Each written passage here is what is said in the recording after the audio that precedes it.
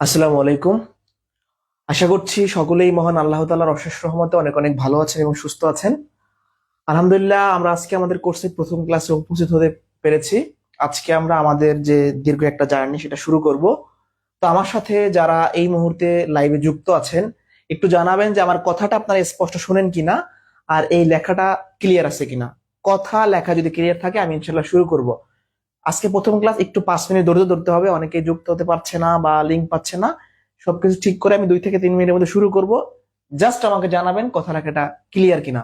একটু আমাকে জানান, আমি একটু চেক করি যে কে কে ক্লাসে ঢুকতে পারছে না বা কোনো সমস্যা আছে কিনা।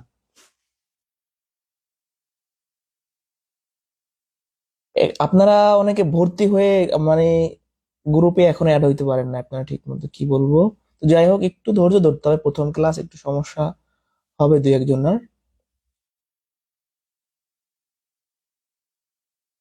কথা লেখাটা ক্লিয়ার কিনা একটু আমাকে বলেন, যারা যুক্ত আছি কথা লেখাটা ক্লিয়ার কিনা।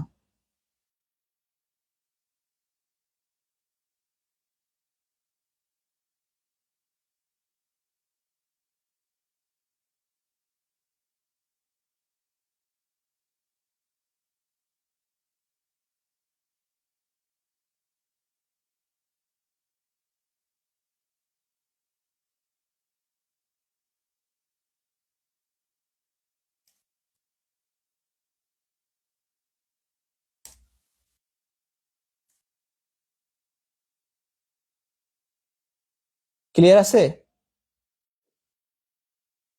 একজন বলছেন ভিডিও প্লে হচ্ছে না।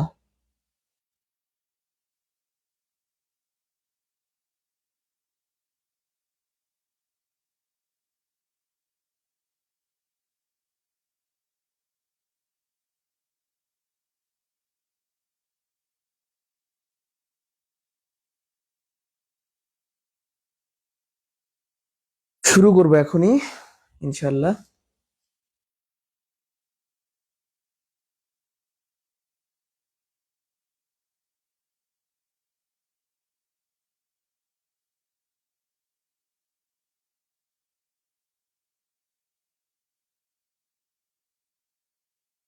একটু সময় দেন আমাকে, সবাই একটু চেক করি।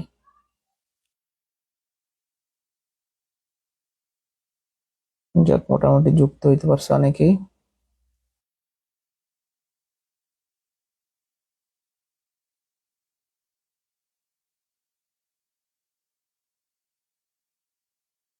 ওকে, এখন পর্যন্ত আর সমস্যা দেখতে পাচ্ছি না, আমি শুরু করে দেওয়ার কথা না বলে।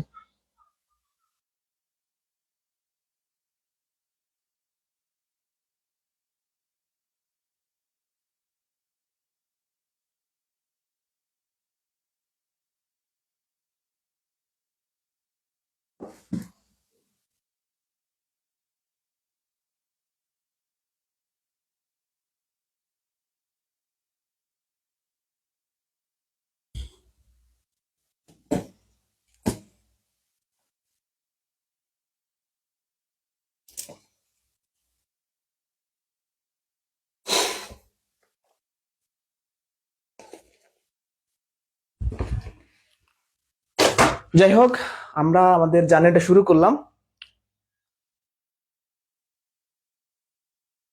যারা যুক্ত হতে পারে না এখন হচ্ছে ক্লাসের পড় ছাড়া সম্ভব না, ক্লাস আমাদের শুরু করতে অনেক সময় হয়ে গেছে। যাই হোক, আমি তাহলে শুরু করি নাকি? বিসমিল্লাহ বলে শুরু করে দেই। আজকে শুক্রবার, তারপরে প্রথম ক্লাসটা এই সময় নিলাম, সবাই একটু ফ্রি আছেন তাই। ওকে, বিসমিল্লাহ বলে শুরু করি।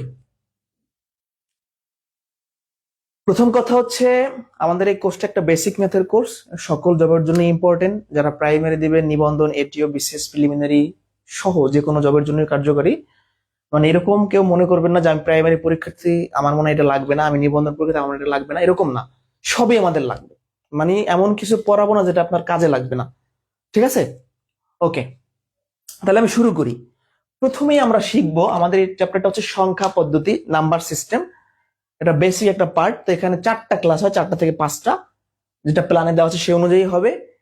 এই 5টা ক্লাসের মাধ্যমে, 4টা ক্লাসের মাধ্যমে সম্পূর্ণ চ্যাপ্টারটা আমরা ভেঙে চুরে আস্তে আস্তে শিখবো। কোনো তাড়াহুড়া করা যাবে না। ভালো করে ম্যাথ শিখতে হলে কোনো তাড়াহুড়া করা যাবে না। শুরু করি বিসমিল্লাহ বলে। তো আমাদের শুরুতে জানতে হবে অঙ্ক কি। অঙ্ক, যেটাকে ইংরেজিতে আমরা কি বলি, ডিজিট। তো শুরুতেই আমরা জানবো যে অঙ্ক আসলে কি, অঙ্ক বলতে কি বোঝায়। অঙ্ক হলো আমরা প্রাত্যহিক জীবনে বা দৈনন্দিন জীবনে হিসাব নিকাশ বা গণনার কাজে কিছু চিহ্ন, কিছু প্রতীক ব্যবহার করে থাকি। এই চিহ্ন বা প্রতীকগুলাকে কি বলা হয়, অঙ্ক বলা হয়। তাহলে আরেকবার বলছি, হিসাব নিকাশ বা গণনার কাজে কিছু চিহ্ন বা প্রতীক ব্যবহার করি, তার নাম হচ্ছে অঙ্ক। সেগুলো আসলে কারা, কি রকম? সেগুলো হচ্ছে 0, 1, 2, 3, 4, 5, 6, 7, 8, 9। আপনি যত বড় বা যত ছোট হিসাব করেন না কেন, সব কিন্তু এদের ভিতর থেকে কাউকে না কাউকে নিয়ে। এর বাইরে অন্য কোনো ব্যাপার কি আছে? নেই।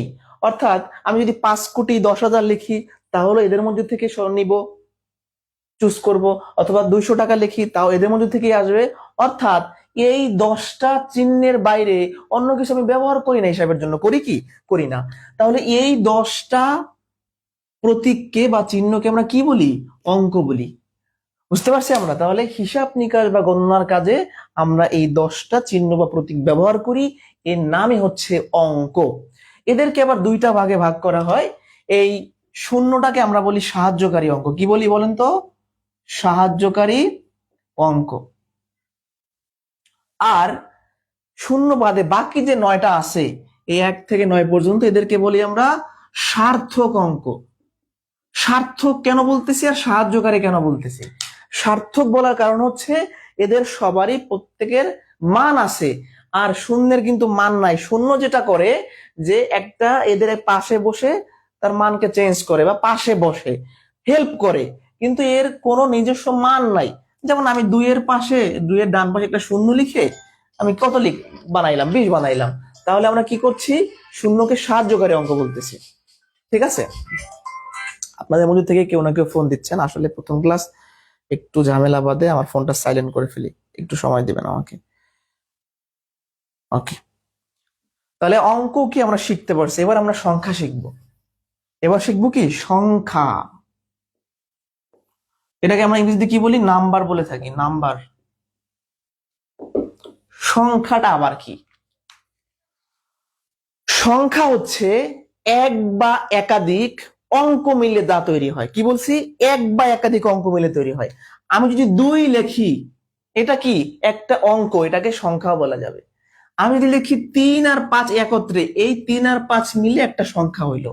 তাহলে এই ব্যাপারটা হচ্ছে এক বা একাধিক অঙ্ক মিলে সংখ্যা তৈরি হয়।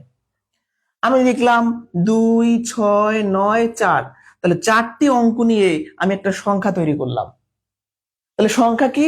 এক বা একাধিক অঙ্ক আমরা যদি নেই তাহলে সংখ্যা হয়ে যাবে। এরপরে ভালো করে খেয়াল করবেন, আরো একটা সংখ্যার ডেফিনেশন আছে, সেটা হচ্ছে আমরা যদি কোনো অঙ্কের সাথে একটা একক জুড়ে দেই, তার মানেটা কি? ধরেন আমি লিখলাম 5, বললাম 5টি কলম, তাহলে এটা একটা সংখ্যা হয়ে গেল। একক বলতে টিটা খানাখানি বা 5খানা বই, 5টি কলম, এরকম আর কি। তাহলে যাই হোক, এখানে আমি ছোট্ট 2টা বিষয় পড়াইছি, একদম প্রাইমারি লেভেলের কথাবার্তা।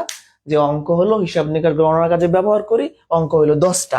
এই এক বা একাধিক অঙ্ক মিলে সংখ্যা তৈরি হয়। এই পর্যন্ত শেষ। ঠিক আছে? আটকে যাচ্ছে?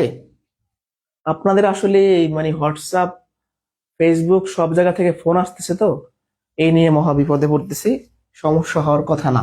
আপনারা এই পর্যন্ত বুঝতে পারছেন কিনা, কারো কোনো প্রবলেম আছে? সবারই সব ঠিক থাকবে, যারা ডাটা ব্যবহার করবেন সমস্যা হইতে পারে, একটু সমস্যা হইতে পারে, যারা ওয়াইফাই ইউজার তাদের সমস্যা হবে না ইনশাল্লাহ। তো যাই হোক, আমরা অঙ্ক কি আর সংখ্যাকে শিখে ফেললাম। এবার আমাদের মেইন ব্যাপারটা শিখতে হবে সংখ্যার প্রকারভেদ। যারা বিসিএস বা নিবন্ধন বা অন্যান্য পরীক্ষা দিবেন সবার জন্যই লাগবে, অর্থাৎ সংখ্যার প্রকারভেদ না জানলে আমরা অনেক কিছুই বুঝতে পারবো না। তাহলে আমরা এখন মূলত সংখ্যার প্রকারভেদ শিখবো। কি শিখবো? সংখ্যার প্রকারভেদ। ঠিক আছে?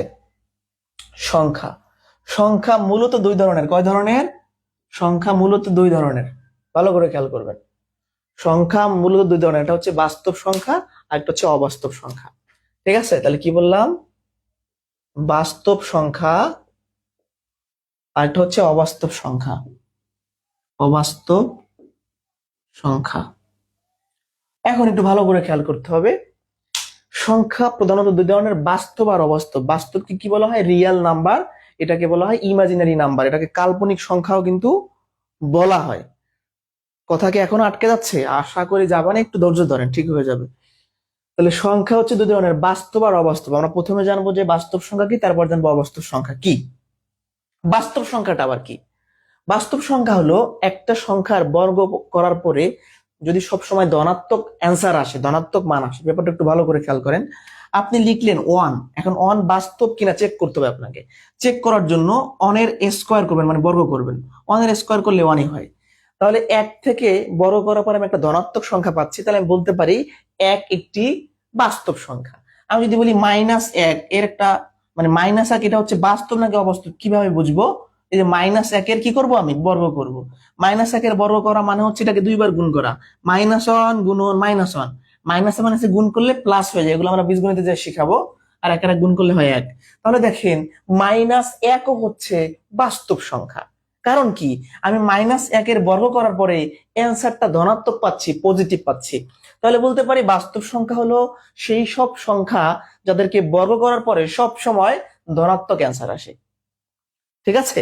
এরপর একটু ভালো করে খেয়াল করেন, যদি বলি 2, 2 একটা বাস্তব সংখ্যা, 2 এর স্কোয়ার করলে 4। যদি বলি -2, -2 একটা বাস্তব সংখ্যা হবে। কেন? দেখেন, -2 এর স্কোয়ার করলে কত হবে? 4। তাহলে আমরা বলতে পারি যে +-1, +-2, +-3 এরকম সবাই কি বাস্তব সংখ্যা। আমাদের মূলত জানতে হবে অবাস্তবটা আসলে কি। আমাদের জানতে হবে অবাস্তব সংখ্যাটা কি। এখনো নেট সমস্যা? তো মহাঝামেলায় পড়লাম আপনাদের নিয়ে। একটু দেখি আমার সমস্যা না আপনাদের সমস্যা। ভুল হয়েছে, হোয়াটসঅ্যাপটা হচ্ছে আনইনস্টল করে দিয়ে আসলে হয়তো।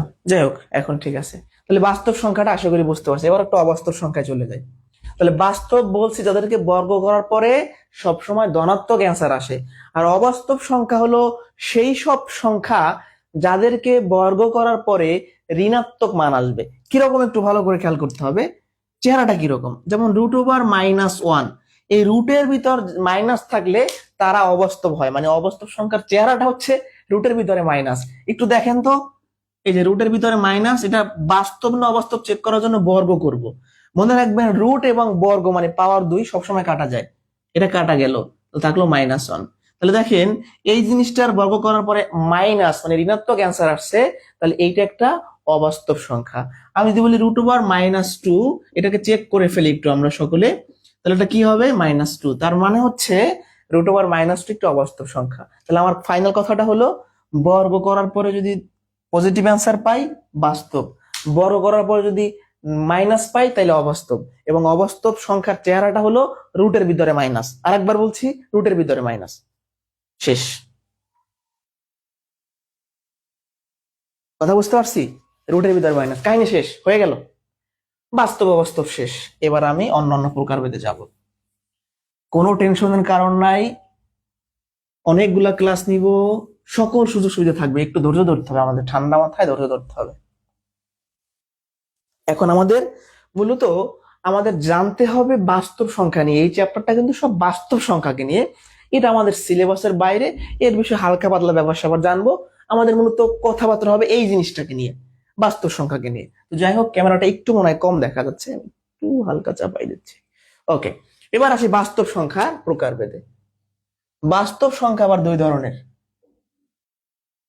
বাস্তব সংখ্যা হচ্ছে দুই ধরনের, মূলদ আর অমূলদ। এই যে সংখ্যার যে শ্রেণীবিন্যাস, এটা কিন্তু আমাদের জানাটা খুবই জরুরি। ওই 5টা এমসিকিউ পড়ে ভালো চাকরি পাওয়ার দিন শেষ। মানে আপনি যদি চিন্তা করেন যে 100 ম্যাথ পড়ে ভালো করবেন, ওই দিন আর এখন আর নাই। বেসিক সহকারে মজবুত করে তারপর হলে যেতে হবে। যাই হোক, কথা না বাড়াই, বাস্তব সংখ্যা দুই ধরনের, মূলদ আর অমূলদ। মূলদ সংখ্যা আবার দুই ধরনের। মূলদ সংখ্যা কয় ধরনের? দুই ধরনের। সেটা কি কি? পূর্ণ আর ভগ্নাংশ। কি বলছি? পূর্ণ সংখ্যা, পূর্ণ সংখ্যা, শুধু পূর্ণই লিখি, আর ভগ্নাংশ। এই পূর্ণ সংখ্যা আবার তিন ধরনের।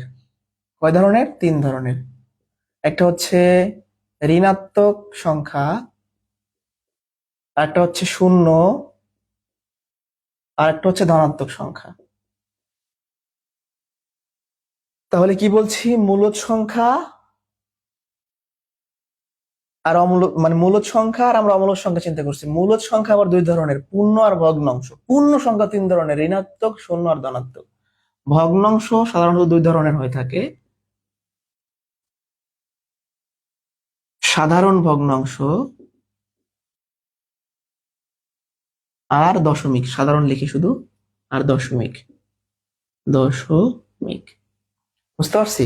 আমি আরেকবার এই পর্যন্ত রিপিট করে আসি, তারপর আরো দুই একটা শ্রেণী বিভাগ আমরা দেখব। সংখ্যা মূলত দুই ধরনের, বাস্তব, অবাস্তব। বাস্তব সংখ্যা দুই ধরনের, মূলদ, অমূলদ। মূলদ সংখ্যা দুই ধরনের, পূর্ণ, ভগ্নাংশ।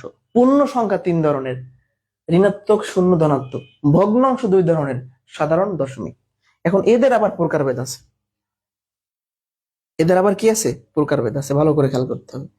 এবার আসি ধনাত্মক সংখ্যার একটু প্রকারভেদ দেখবো আমরা। ধনাত্মক, ছোট করে কি দেখবো? ধনাত্মক সংখ্যার প্রকারভেদ দেখবো। ধনাত্মক সংখ্যা কি? ধনাত্মক সংখ্যাটা হলো মৌলিক আর যৌগিক। কি বলছি? মৌলিক আর যৌগিক।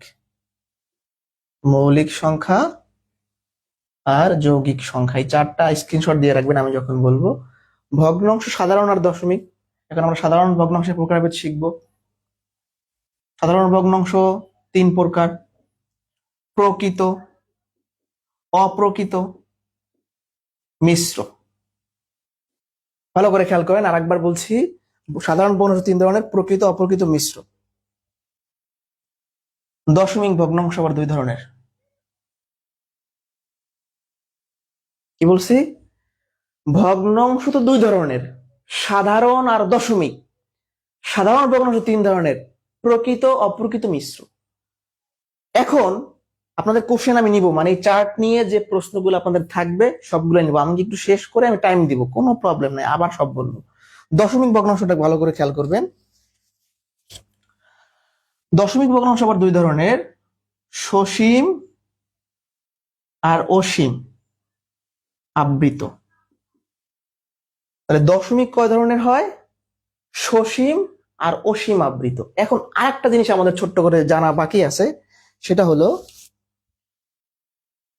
আমরা তো বাস্তব সংখ্যার অবাস্তব সংখ্যা দেখছি, এখন বাস্তব সংখ্যার মূলদ আর অমূলদের সাইড। আমি কিন্তু শুধু মূলদের সাইড গুলো বলে আসছি এখানে, ভালো করে খেয়াল করেন। আমি কিন্তু শুধু মূলদের সাইড গুলো বলে আসছি, কিন্তু অমূলদের একটা সাইড আছে, এটা আমাদের জানতে হবে। কি বলছি? অমূলদের একটা সাইড আছে, একটু এখানে দেখাই। এটা হচ্ছে, আমরা কি বলছি, ভগ্নাংশ দুই ধরনের, সাধারণ, দশমিক। সাধারণ ভগ্নাংশ তিন ধরনের: প্রকৃত, অপ্রকৃত, মিশ্র। দশমিক হচ্ছে, দশমিক ভগ্নাংশ আর কি দুই ধরনের, সেটা হচ্ছে সসীম আর অসীম আবৃত, আর একটা হচ্ছে অনাবৃত। অনাবৃত। এই, তাহলে অমূলদ সংখ্যা একটা কি আছে? অনাবৃত। এইগুলো আমরা এখন পর্যায়ক্রমে সব শিখে আসবো ইনশাল্লাহ। আর একবার খেয়াল করেন, বাস্তব সংখ্যা দুই ধরনের: মূলদ, অমূলদ। আর মূলদের তো প্রকারভেদ অনেকগুলো আছে। অমূলদের একটা কি? অনাবৃত। এটাকে এরকম বলতে পারেন যে অসীম অনাবৃত। অসীম অনাবৃত দশমিক, শুধু অনাবৃত বললেও হচ্ছে। এখন এখানকার ভিতরে আবার অনেক কথাবার্তা আছে, এগুলো কিন্তু সব পর্যায়ক্রমে আমরা শিখবো। আমি 1 মিনিট একটু রিভিশন করে আপনাদের কোশ্চেন গুলো নিচ্ছি এখনই, ভালো করে খেয়াল করতে হবে। সংখ্যা প্রধানত দুই ধরনের: বাস্তব, অবাস্তব। বাস্তব সংখ্যা দুই ধরনের: মূলদ, অমূলদ। মূলদ সংখ্যা আবার দুই ধরনের: পূর্ণ আর দশমিক। পূর্ণ সংখ্যা তিন ধরনের: ধনাত্মক, শূন্য, ঋণাত্মক। ভগ্নাংশ দুই ধরনের: সাধারণ, দশমিক। সাধারণ ভগ্নাংশ তিন ধরনের: প্রকৃত, অপ্রকৃত, মিশ্র। দশমিক ভগ্নাংশ দুই ধরনের, সসীম অসীম আবৃত। আর ধনাত্মক সংখ্যা দুই ধরনের, মৌলিক যৌগিক। আর অমূলদ সংখ্যা হচ্ছে একটা পার্ট আছে অসীম অনাবৃত দশমিক। এখন এগুলো কিন্তু আমাদের সব জানতে হবে, পূর্ণ কি, ভগ্নাংশ কি, তারপর ঋণাত্মক ধনাত্মক মৌলিক যৌগিক প্রকৃত প্রকৃত সব কিন্তু আমরা পর্যায়ক্রমে শিখবো। কথা বুঝতে পারছি আমরা? যাই হোক, এখন এই চার্ট নিয়ে কারো যদি কোনো কোশ্চেন থাকে বলতে পারেন। ছোট্ট করে বলে রাখি, এই পূর্ণ সংখ্যা ধনাত্মক এগুলো আমরা এখন পর্যায়ক্রমে শিখবো, এটা মুছে দেওয়ার পরে। এখানে শুধু প্রকারভেদটা অর্থাৎ শ্রেণীবিন্যাসটা জেনে রাখেন। এটা আমি একটু সাইডে সরে দিয়ে আপনার স্ক্রিনশট দেন। এই শ্রেণীবিন্যাসটা কিন্তু শিটে নেই, এটা নোট খাতায় আমাদের করতে হবে। অর্থাৎ প্রত্যেক শিক্ষার্থীর একটা নোট খাতা থাকবে, সেখানে এটা সুন্দর করে এগুলো নোট করবেন, যেগুলো এক্সট্রা আমি করাবো। তো যাই হোক, এটা সবাই স্ক্রিনশট দিয়ে রাখেন। এখন এগুলা কিচ্ছু লেখার দরকার নাই। আবারও বলছি, ক্লাস টাইম আপনার কিচ্ছু লেখার দরকার নাই, আমি জাস্ট পড়াবো, আপনি বুঝবেন, এগুলো রেকর্ড থাকবে, তখন নোট করে নেবেন। কারণ এখন লিখতে গেলে আপনি লিখতেও পারবেন না, কথা বুঝবেন না, দুইটাই হবে না। বুঝতে পারছি? এটা সবাই স্ক্রিনশট দেন। আর এর ভিতরে যদি কোনো কোশ্চেন থাকে করেন। এখন মূলত কি অমূলত কি এগুলো আমরা পর্যায়ক্রমে শিখবো, প্রত্যেকটা আলাদা করে পার্ট আছে। জাস্ট এখানে কোনো কোশ্চেন কিনা বলেন, আমি কমেন্ট গুলো চেক করছি আপনাদের। ঠিক আছে,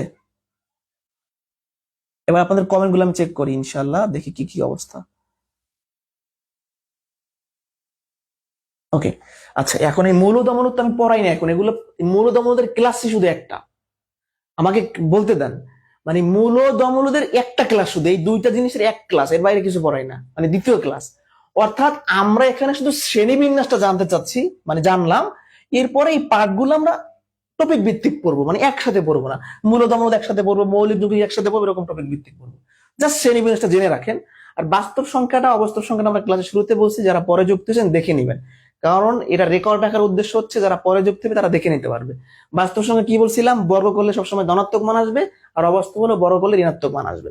এই শ্রেণীবিন্যাসটা আমি মুছে ফেলবো, যার যার স্ক্রিনশট দেওয়া বাকি আছে দিয়ে নেন, তাহলে আর আপনার পরবর্তীতে এগুলো টানাটানি করতে হবে না। ঠিক আছে, অমূলদ মূলদের আলাদা ক্লাস আছে ইনশাল্লাহ, ওখানে বুঝাই দিব। বুঝতে পারছি কিনা, এখানে কোনো সমস্যার কথা না। আমি এখন মূল আলোচনায় চলে যাই। এটা জাস্ট শ্রেণীবিন্যাসটা দেখলাম, এটা আপনারা পরবর্তী ক্লাসে আসার আগে নোট করে নেবেন। ঠিক আছে, এগুলো নবম দশম শ্রেণীর বোর্ড বইতে খুব ভালো করে দেওয়া আছে, সেখান থেকেই পড়ানো হয়েছে। যাই হোক, আমরা এখন পর্যায়ক্রমে সংখ্যাগুলো শেখা শুরু করে দেই।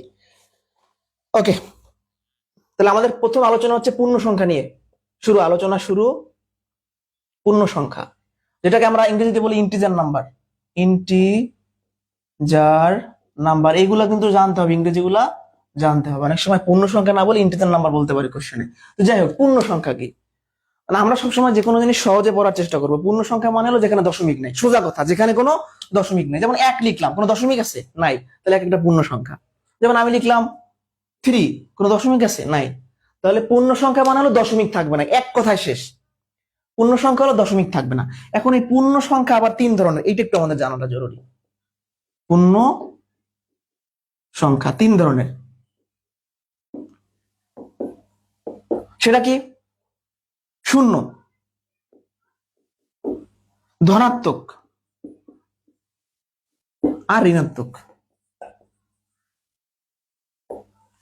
তাহলে শূন্য তো আমরা সবাই চিনি, ধনাত্মক মানে কি শূন্যের বড়, অর্থাৎ 1 2 3 4 এরকম করে আপ টু প্লাস ইনফিনিটি পর্যন্ত। আর ঋণাত্মক কি? -1 -2 -3 এরকম করে সামনে। তাহলে এই পূর্ণ সংখ্যা ধনাত্মক এগুলো গোলানো যাবে না। পূর্ণ সংখ্যার ভিতরে তিনটা জিনিস আছে, ঋণাত্মক, শূন্য, ধনাত্মক। এই ব্যাপারটা ভালো করে খেয়াল করবেন। পূর্ণ সংখ্যার ভিতরে তিনটা জিনিস আছে, ঋণাত্মক, শূন্য, ধনাত্মক। তার মানে এখন আমি যদি একটা কথা বলি, একটা সেট বানাবো আমরা। পূর্ণ সংখ্যার সেটকে আমরা সবসময় কি জেড দ্বারা প্রকাশ করি। কি দ্বারা প্রকাশ করি? জেড দ্বারা প্রকাশ করি। এখন দেখেন কোন একটা ম্যাথে এরকম ধরেন বলা আছে জেড, কোন পূর্ণ সংখ্যার কথা বলা নাই। যখনই আপনি জেডটা দেখবেন তখন আপনার মাথায় কি আসবে? যে পূর্ণ সংখ্যা, মনে হয় জেড মানে কি পূর্ণ সংখ্যা। তাহলে ভালো করে খেয়াল করেন, এই পূর্ণ সংখ্যার সেটের ভিতর কি কি আসবে? সেটকে আমরা সেকেন্ড ব্র্যাকেট দিয়ে লিখি, এর ভিতর কি আসবে একটু দেখেন, যে -3 -2 -1 0 1 2 3 এরকম ওই দিকেও আছে এই দিকেও আছে। তাহলে এরা সবাই কি পূর্ণ সংখ্যা। তার মানে পূর্ণ সংখ্যা মানে হলো কোন ধরনের দশমিক থাকতে পারবে না। যেখানে দশমিক নেই, যাদের ভিতর দশমিক নেই তারা সবাই পূর্ণ সংখ্যা। তাহলে আমরা জেনে গেলাম, এখান থেকে জানলাম দশমিক না থাকলে তাদেরকে পূর্ণ সংখ্যা বলে। পূর্ণ সংখ্যা 3 ধরনের, ঋণাত্মক, শূন্য, ধনাত্মক। কথা শেষ। ঠিক আছে?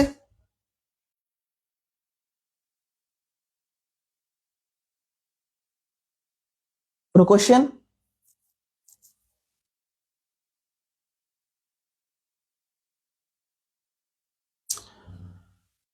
নেট নিয়ে তো খুব ঝামেলায় বললাম, আপনাদের নেট এখনো সমস্যা করতেছে?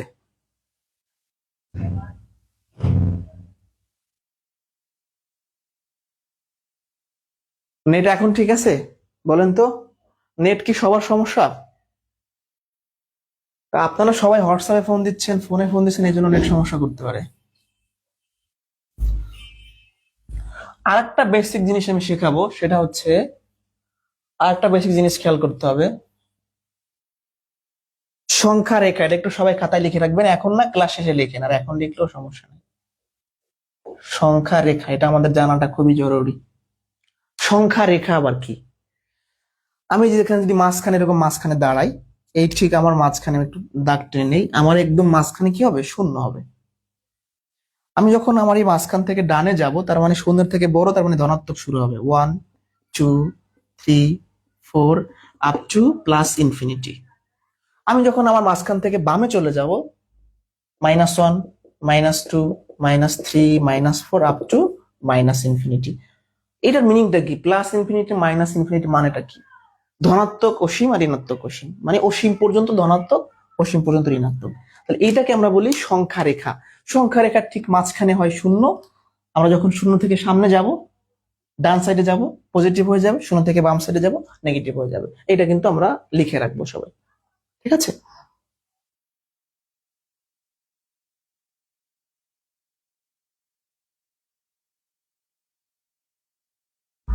যাদের নেট সমস্যা করতেছে, রেকর্ড ক্লাস দেখে নেবেন, কারণ আপনার সবার তো নেট সমস্যা না, এখন আপনার ব্যক্তিগত নেট সমস্যা হলে তো কিছু করার নেই। তারপরও যদি একেবারে সমস্যা হয়, তো দেখতে হবে আমাকে।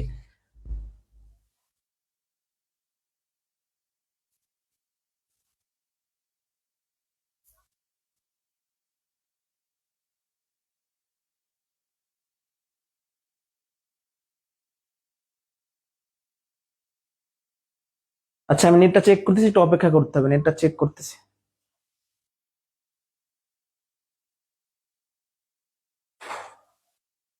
নেট চেক করতেছি, তারপর পড়াই, কারণ নেট সমস্যা থাকলে পড়াইয়া কোনো লাভ নাই।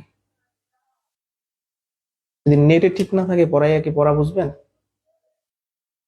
তো ঠিক থাকার কথা, তো এরকম হচ্ছে কেন?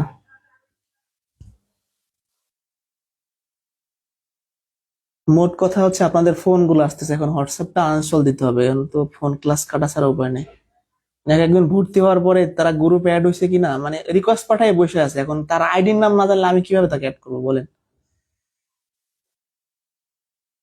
না, আমরা করি কি, ধরেন কোর্সে ভর্তি হইলাম, অনেকে এটা করি, কোর্সে ভর্তি হওয়ার পরে আমি তো ওখানে বসে যে গ্রুপে রিকোয়েস্ট দেন, তারপর সে বসে আছে, মানে আমার তো এখন আইডির নাম তো আমার জানা নাই, আপনাকে বলতে হবে যে আইডির নাম, ভাই এটা আমাকে অ্যাকসেপ্ট করে।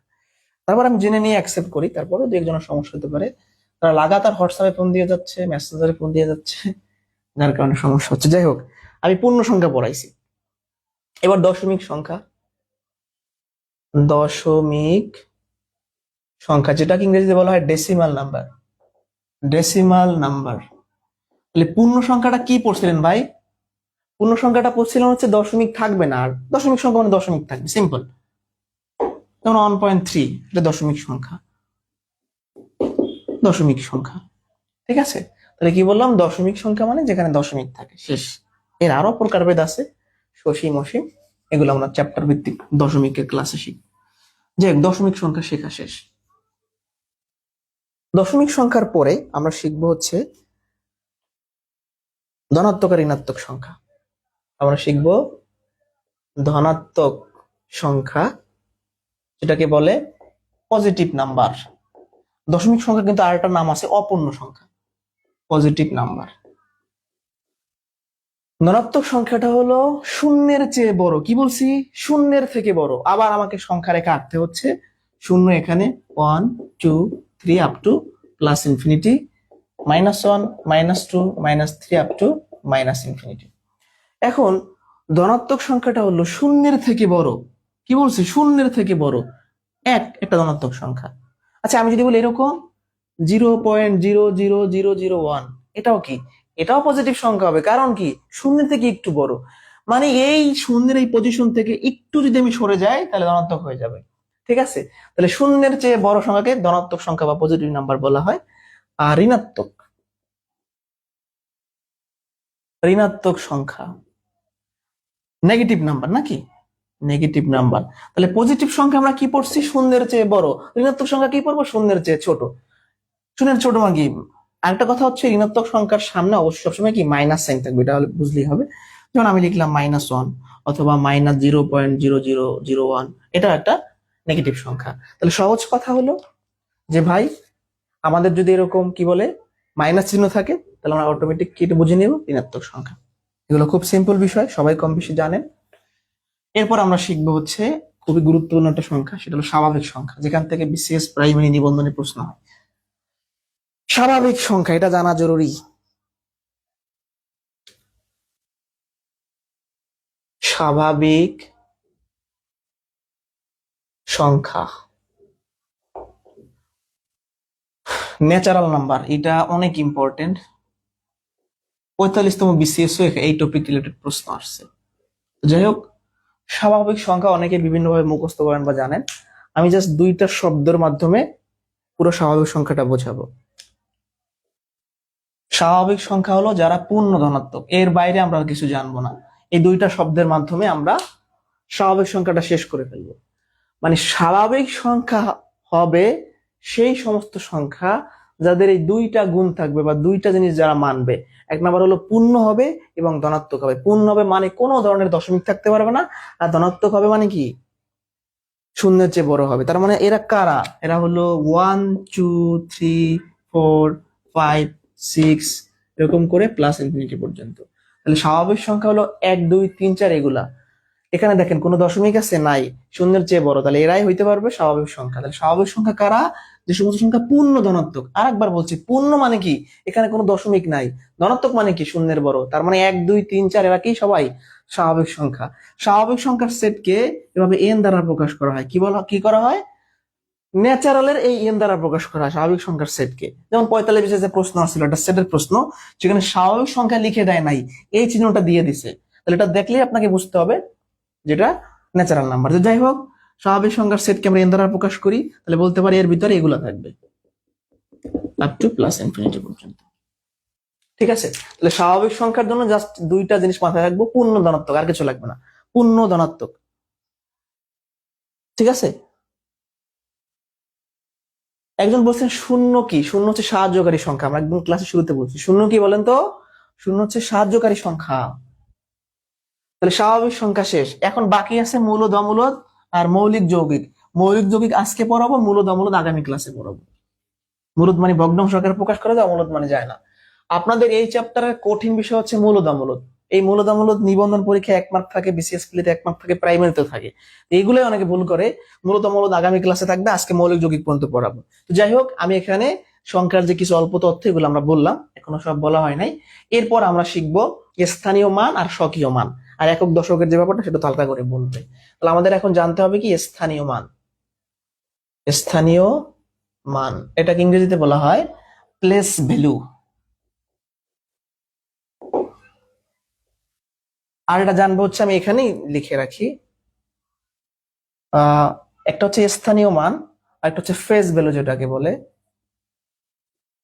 স্বকীয় মান। ফেস ভ্যালু ইংরেজিতে পড়লে বেশি মনে থাকবে আর কি, ভুল কম হবে।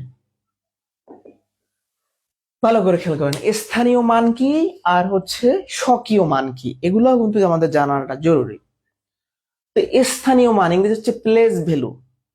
একটা সংখ্যায় ব্যবহৃত অঙ্কগুলো তার স্থানের জন্য যে সংখ্যা প্রকাশ করে তাকে স্থানীয় মান বলে। আর একবার কথাটা রিপিট করছি, এগুলো শিটে আছে, আপনার এখন লেখারও দরকার নাই, জাস্ট মনোযোগ দিয়ে শুনবেন, কোনো লেখার কিছু নাই।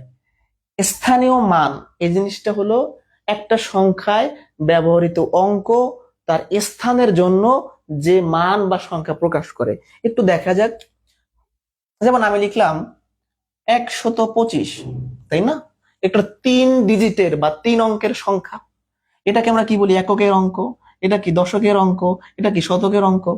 তাই না? দেখুন, আপনাকে যদি আমি প্রশ্ন করি এখান থেকে যে ভাই এখানে 5-এর স্থানীয় মান কত, কিভাবে বের করব? 5-এর স্থানীয় মান বের করার জন্য কি করতে হয়? এই তো 5, তাই না? 5-এর অবস্থানটা কোথায়?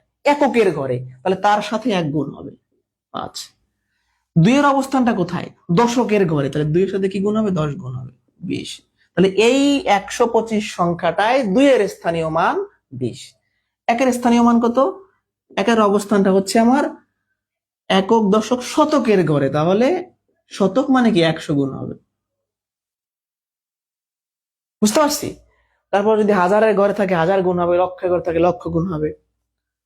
তাহলে আমরা স্থানীয় মান বলতে বুঝি মানে এগুলো কিন্তু পরীক্ষা আসবে না, বাট এমন কিছু প্রশ্ন আছে যেগুলো সলিউশন করতে এই স্থানীয় মানের কাজ মানে ব্যাপারটা লাগবে। তাহলে স্থানীয় মান হলো একটা সংখ্যায় ব্যবহৃত অঙ্ক তার পজিশনের জন্য যে সংখ্যা প্রকাশ করে। তাহলে স্বকীয় মান কি? এটার নাম হচ্ছে ফেজ ভ্যালু। তাহলে ফেজ ভ্যালু বলতে বোঝায় একটা সংখ্যায় ব্যবহৃত অঙ্ক তার নিজস্ব যে মানটা প্রকাশ করে, তার চেহারাটা কিরকম। যেমন 125 যদি আমি বলি আবারও, তাহলে আমি আপনাকে যদি প্রশ্ন করি 5-এর ফেজ ভ্যালু কত? 5-এর ফেজ ভ্যালু 5। 2-এর ফেজ ভ্যালু কত? 2-এর ফেজ ভ্যালু 2। একের ফেজ ভ্যালু কত? একের ফেজ ভ্যালু 1। তাহলে ফেজ ভ্যালু হলো তার নিজস্ব মান। এটাকে স্বকীয় মানটাকে অভিহিত মানও বলা হয়। মানে পরীক্ষায় স্বকীয় মান থেকে অভিহিত থাকতে পারে, অ্যাডভান্স লেভেলের অভিহিত মান একই জিনিস। যাই হোক, প্লেস মানে তার স্থানের জন্য প্রকাশ করবে, আর ফেস মানে তার চেহারার জন্য। বললাম 573, তাহলে এখানে মানে 7-এর স্বকীয় মান 7ই, 5-এর স্বকীয় মান 5ই, মানে তার নিজস্ব যে মান। স্বকীয় মান মানে কি? নিজস্ব মান। এই দুইটা ব্যাপার বুঝছেন কিনা একটু আমাকে বলেন। এই দুইটা ব্যাপার বুঝতে পারছে কিনা একটু বলতে হবে।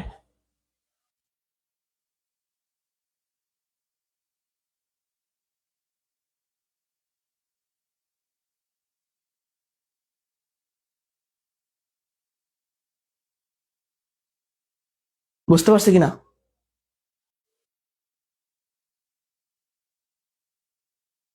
বুঝতে পারছে কিনা? কোনো কোশ্চেন?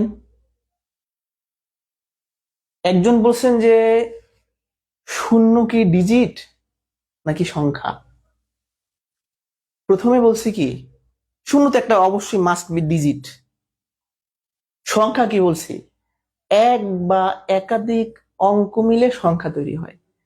তাহলে একটা অঙ্ককে তো আমি অঙ্ক বলবোই, তাকে সংখ্যাও বলতে পারবো। তাহলে দুইটাই বলা যাবে। বুঝতে পারছি? একটা অঙ্ককে তো আমরা অঙ্ক বলবোই, বা তাকে সংখ্যাও বলতে পারবো। কথা শেষ। এই পর্যন্ত কারো সমস্যা হওয়ার কথা না। নেক্সট টপিকে যাব। তো নেক্সট টপিকে যাওয়ার আগে একটু কথা বলে নেই। কথাটা হচ্ছে আমাদের এই চ্যাপ্টারের খুবই গুরুত্বপূর্ণ একটা বিষয় হচ্ছে মৌলিক সংখ্যা, যৌগিক সংখ্যা, যেখান থেকে বিশেষ করে বিসিএস প্রিলিমিনারি বা প্রাথমিক সহকারী শিক্ষক নিয়োগ বা নিবন্ধন এটিও সহ যে কোনো জবের পরীক্ষায় বলেন না কেন অনেক বেশি প্রশ্ন হয়। মানে মৌলিক সংখ্যাটা অনেক ইম্পর্টেন্ট। মানে এই চ্যাপ্টারের ভিতরে আপনার ইম্পর্টেন্ট টপিক হচ্ছে দুইটা, এক হচ্ছে মৌলিক আর মূলদ অমূলদ। এটা দাগাই রাখবেন, মানে একটু একটু মাঝে মাঝে কালারিং পেন ব্যবহার করবেন। আমি আরেকবার রিপিট করছি, মৌলিক আর মূলদ অমূলদ বেশি ইম্পর্টেন্ট। সংখ্যার যে প্রকারভেদ এখান থেকে এগুলা পড়লেই হবে, আর কিছু দরকার নাই। কি বলছি? মৌলিক আর মূলদ অমূলদ।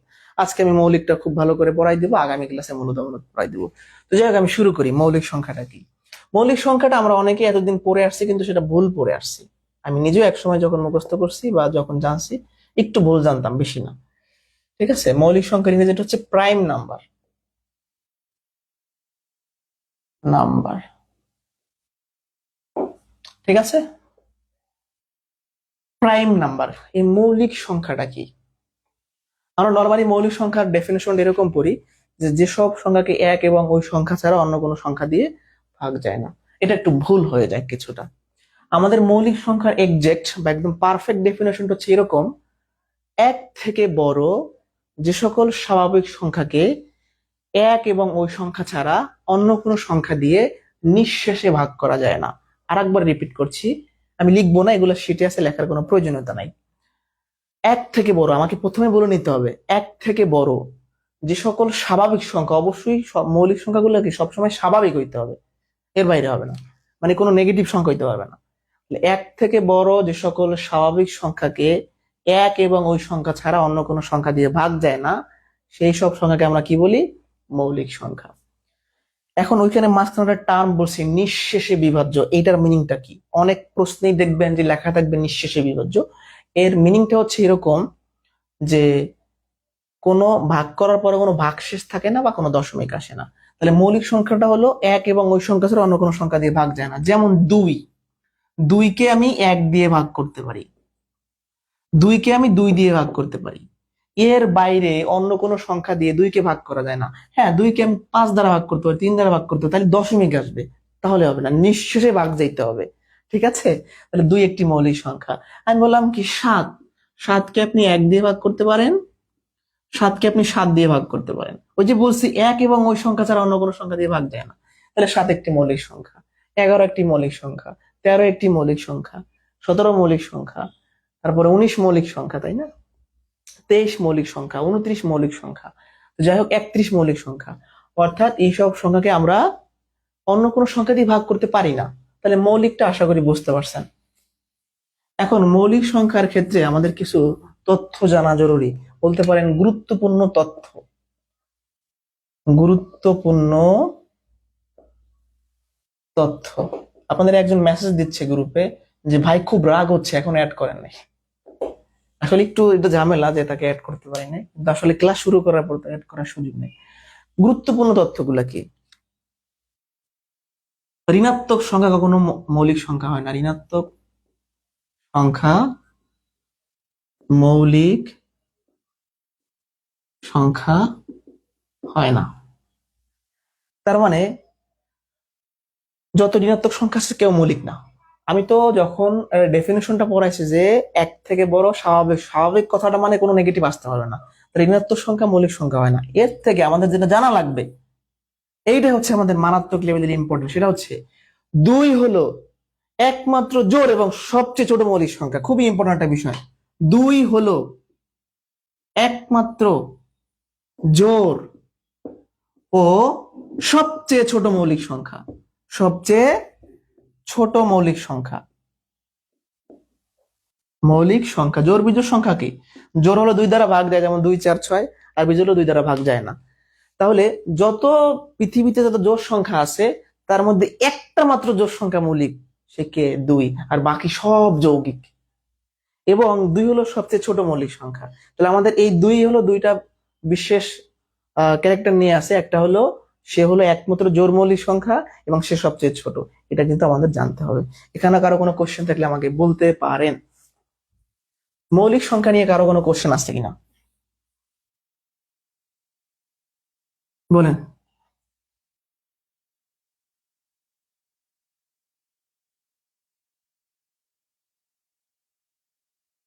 মৌলিক সংখ্যা নিয়ে কারো কোনো কোশ্চেন আছে কিনা? এবার দেখেন একটু মজার ব্যাপার, দেখেন মৌলিক সংখ্যা নিয়ে আমরা অনেক বেশি চার্ট বা অনেক তথ্য আমরা জানবো। এখন আপনাদের মনে কি এই কোশ্চেনটা জাগতে পারে না, বা জাগছে অনেকের হয়তো, বা এক কি? মানে আপনাদের কাছে আমি একটু প্রশ্ন করতে চাই, আপনারা যারা আছেন, এক কি মৌলিক নাকি যৌগিক? এটা একটু সবাই বলেন তো, আমাকে কমেন্টে জানান। যৌগিক, দেখি কে কে পারে। এটা আপনাদের কাছে আমি কোশ্চেন করছি, আমি পড়াবো না, আপনাদের কাছে কোশ্চেন করছি। এক কি মৌলিক নাকি যৌগিক, মানে দুইটা অ্যান্সার হবে, মৌলিক অথবা যৌগিক, এটা একটা বলেন কি হবে অ্যান্সার। এটা আপনারা বলবেন, আমি বলবো না। মৌলিক নাকি যৌগিক বলেন। এক মৌলিক নাকি যৌগিক?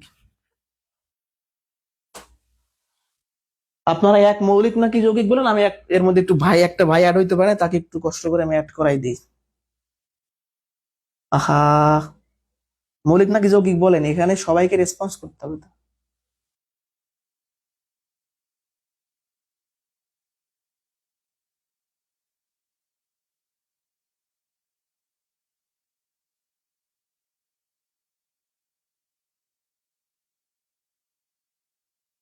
মৌলিক নাকি যৌগিক বলেন দ্রুত।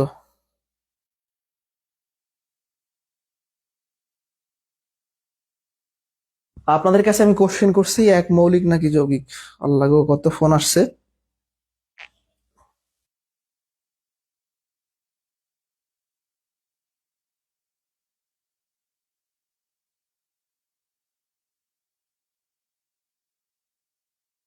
আপনাদের কমেন্ট তো করতে পারতেছি না।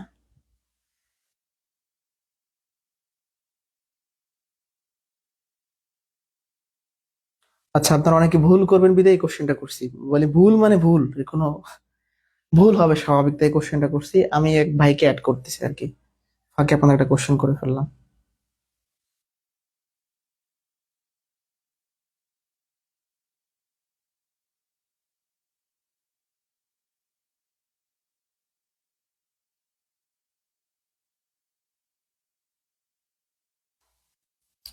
সময় যখন,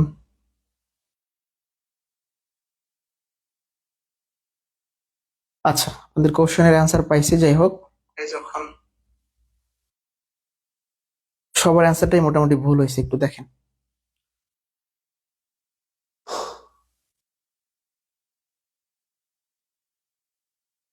একজন অলরেডি মেসেজ করছে টাকাই নাকি জলে গেছে, মানে শেয়ার দিতে পারে না। যাই হোক, ভাবছে হয়তো বা আমরা মানে প্রতারণা করে টাকা নিচ্ছি। যাই হোক, সেটা কোনো কথা না।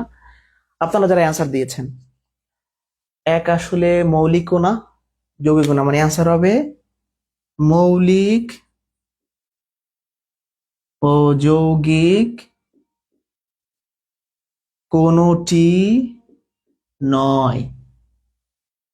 তাহলে বলতে পারেন যে কি আসলে, এক একটা বাস্তব সংখ্যা, এক একটা স্বাভাবিক সংখ্যা, কিন্তু মৌলিক যৌগিক না কেন? এটার অ্যান্সার অবশ্যই দেওয়া উচিত না, মানে মৌলিক যৌগিক নয় এটা কেন? কারণ আপনাকে তো আমি প্রথমেই বলে নিছি যে এক থেকে বড়, মৌলিক সংখ্যার ক্ষেত্রে বলতে হবে এক থেকে বড় যাদেরকে অন্য কোনো সংখ্যা দিয়ে ভাগ যায় না, আবার যৌগিক ক্ষেত্রে বলতে হবে অন্য সংখ্যা দিয়ে ভাগ যায়। মানে মৌলিক যৌগিক দুইটা ক্ষেত্রে বলছি এক থেকে বড়, মানে এক বাদে। এই কারণে এক মৌলিক ও না যৌগিক না। কিন্তু বেসিক্যালি আরো একটা ব্যাপার আছে। আমি যখন আপনাকে মৌলিক সংখ্যার যৌগিক সংখ্যার ডেফিনেশন পড়াচ্ছি, আমি কি বলতেছি? এক এবং ওই সংখ্যা ছাড়া অন্য সংখ্যা দিয়ে ভাগ যায় না। তার মানে এককে আমি শর্ত বা কন্ডিশন হিসেবে ব্যবহার করছি না। তাহলে যারা কন্ডিশনে থাকে তারা কখনো অ্যান্সারে আসে না। আরেকবার বলছি, যারা শর্তে থাকে, শর্তে, তারা কখনো অ্যান্সারে আসে না। এর কারণে এক মৌলিক না যৌগিক না, আমি তো শুরুতেই ডিফাইন করে নিয়েছি এক থেকে বড়। আরেকটা লজিক আছে, সেটা হলো এক আসলে কি। যখন সংখ্যা পৃথিবীতে সৃষ্টি হয়েছে তখন একটা একক ছিল, সংখ্যার কততম একক। আচ্ছা, আপনাকে যদি আমি 4 লিখতে বলি, এই 4টা সৃষ্টি কিভাবে হইলো? এই দেখেন, এককে যদি আমি 4 বার যোগ করি তাইলে আমার 4 হয়। তাহলে এক হচ্ছে একটা একক সংখ্যার কততম অংশ। এক সংখ্যার কততম অংশ, এক একটা বাস্তব সংখ্যা, এক একটা স্বাভাবিক সংখ্যা, এক একটা ধনাত্মক সংখ্যা, সবই আছে, বাট মৌলিক যৌগিক কোনোটাই না। ঠিক আছে, কেন না? তার মানে হচ্ছে আমরা বলেই নিছি এক থেকে বড়। আরেকটা কথা হচ্ছে এককে আমরা শর্ত, কন্ডিশন হিসেবে ব্যবহার করতেছি, যে এক দিয়ে ভাগ যায়, এক দিয়ে ভাগ যায় এরকম। তার মানে শর্ত হিসেবে ব্যবহার করতেছি। শর্ত যে থাকে সে অ্যান্সারে কখনো আসবে না। এ তো শর্তেই আছে। মৌলিক সংখ্যা বলতে গেলে একে আমি মুখে উচ্চারণ করতেছি, তাহলে এ হবে কিভাবে? হবে না। তাহলে এক কিন্তু মৌলিক যৌগিক কোনোটাই না। এগুলা জানাটা জরুরি না, আবার জানলে একটু ভালো হয়, খুঁটিনাটি জানলে ভালো হয়। এবার বলেন, কার কি কোশ্চেন আছে? কোশ্চেন থাকলে বলেন, না হলে আমি সামনে চলে যাই।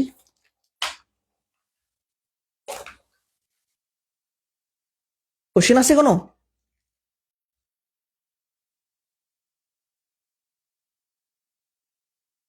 কোশ্চেন নেই, তাহলে আমি সামনে গেলাম। আপনারা অনেকেই কিন্তু অ্যান্সার মৌলিক যৌগিক দিয়েছেন, যাই হোক এটা ভুল হতে পারে, ভুল হবে বিদায় কোশ্চেনটা করা। ওকে, নেক্সট টপিকে চলে যাচ্ছি আমি।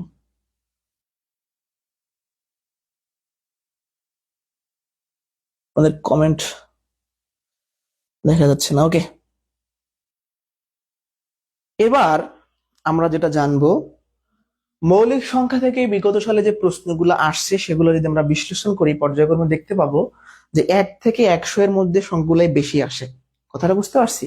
তো 1 থেকে 100 পর্যন্ত টোটাল 25টা মৌলিক সংখ্যা আছে, এগুলো আমরা মুখস্থ করবো। ব্যাপারটা আসলে মুখস্থ না, ব্যাপারটা হচ্ছে মুখস্থ না, মানে চেহারাগুলো মনে রাখবো। তো যাই হোক, 1 থেকে 100 পর্যন্ত মৌলিক সংখ্যা মনে রাখার একটা উপায় আছে। 1 থেকে 100 পর্যন্ত মৌলিক সংখ্যা মনে রাখার একটা উপায় আছে। আচ্ছা, আমরা যখন অনেকের ফোন নাম্বার মুখস্থ রাখি, নিজের এনআইডি কার্ডের নাম্বার মুখস্থ রাখি, ব্যাংক অ্যাকাউন্ট মুখস্থ রাখি, পাসওয়ার্ড মুখস্থ রাখি, সেরকম একটা প্যাটার্ন আমরা মুখস্থ রাখবো। সেটা হচ্ছে 4422 322 321। এটা এখনই মুখস্থ করে ফেলেন। আমি জানি এখানে অনেক ভাই আপুদের এটা মুখস্থ, বাট যাদের এটা মুখস্থ নাই মুখস্থ করে ফেলেন। 4422 322 321, এটা একদম মানে খুব ভালো একটা মানে মনে রাখার মতো। যাই হোক, এটার মিনিংটা আসলে কি, এটা দ্বারা কি বোঝাচ্ছে, এটা দ্বারা কি বোঝাচ্ছে একটু ভালো করে খেয়াল করেন। এই 4 দ্বারা বোঝাচ্ছে, এই 4 দ্বারা বোঝাচ্ছে 1 থেকে, সেটা বাংলায় লিখি, এই 4 দ্বারা বোঝাচ্ছে যে 1 থেকে 10 পর্যন্ত মৌলিক সংখ্যা 4টি। মৌলিক সংখ্যা 4টি, তারা হলো 2 3 5 7। তাহলে পরীক্ষায় প্রশ্ন আসলে 1 থেকে 10 পর্যন্ত মৌলিক সংখ্যা কয়টা, অ্যান্সার হবে 4টা। তার মানে এই প্রত্যেকটা ডিজিট প্রতি 10 ঘর করে বোঝাচ্ছে, প্রত্যেকটা ডিজিট প্রতি 10 ঘর করে বোঝাচ্ছে, তাই তো? আগামী কালকে ক্লাস আছে আপনাদের। যাই হোক, এই 4 দ্বারা বোঝায় 11 থেকে 20 পর্যন্ত মৌলিক সংখ্যা হচ্ছে 4টা। তারা কারা? 11, 13, 17 এবং 19। এগুলা মুখস্থ না, এগুলো তো আমরা চিনি সবাই, মুখস্থ বলতে পারেন বা না বললেও সমস্যা নাই। ব্যাপারটা হচ্ছে এরকম যে পরীক্ষার হলে ওই খোঁজাখুঁজির কোনো সময় নাই। কারণ 90% স্টুডেন্ট বলে দিবে 19 হচ্ছে মৌলিক সংখ্যা। আপনার যদি 19কে ভাগ করে দেখতে হয়, আপনি ওখানে পিছিয়ে যাবেন। বুঝতে পারছি? এটা দেখার সাথে বলে দিতে হবে 17 মৌলিক সংখ্যা, দেখার সাথে এরকম অবস্থায় নিয়ে যেতে হবে। তারপর এই যে 2, এই 2 দ্বারা কি বোঝায়? 21 থেকে আপনার 30 পর্যন্ত মৌলিক সংখ্যা হচ্ছে 2টা, তারা হলো 23 এবং 29। ঠিক আছে?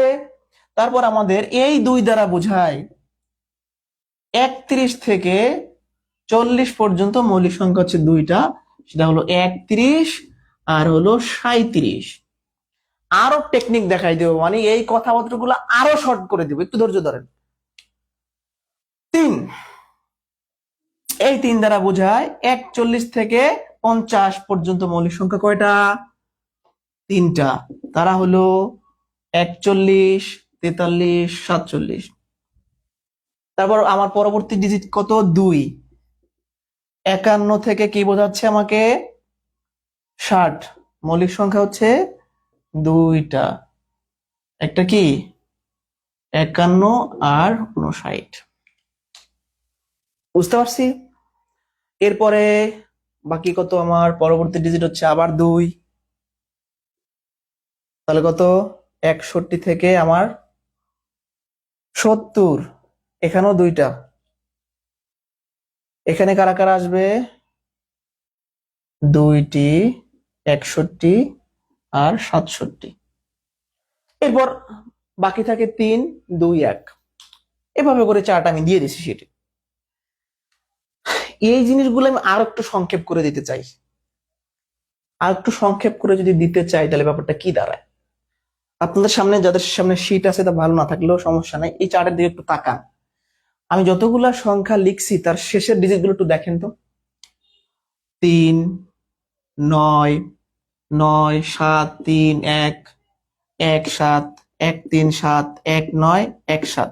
এইটা বলার পর আপনার মাথায় কি আসছে?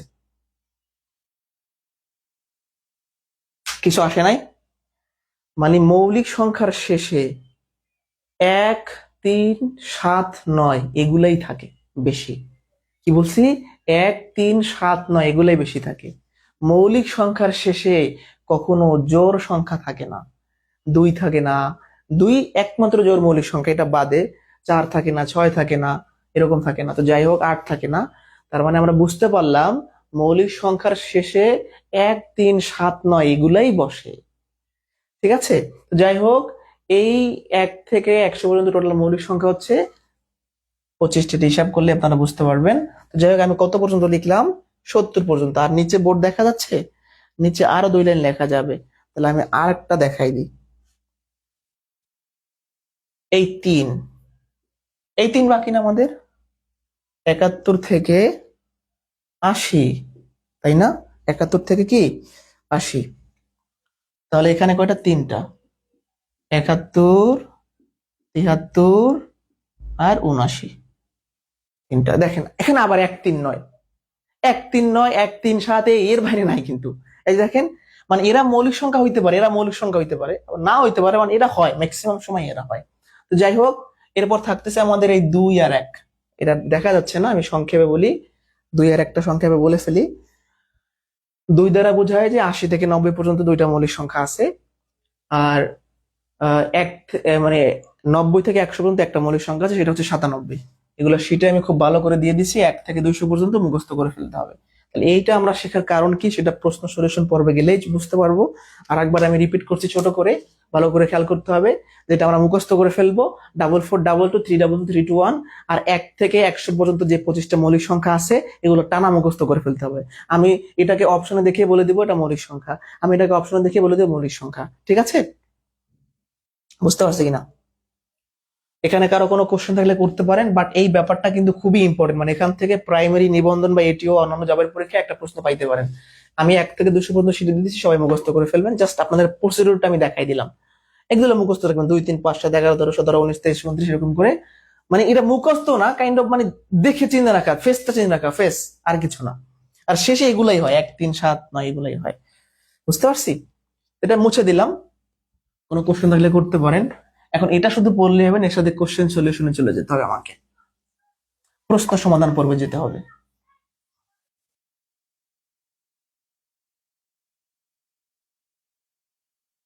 এবার প্রশ্ন সলিউশনে চলে যাবো আমি, এর মধ্যে আপনাদের কিছু কমেন্ট আমি নিয়ে ফেলি।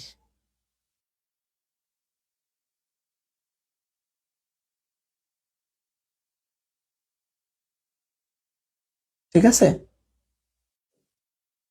বুঝতে পারছি।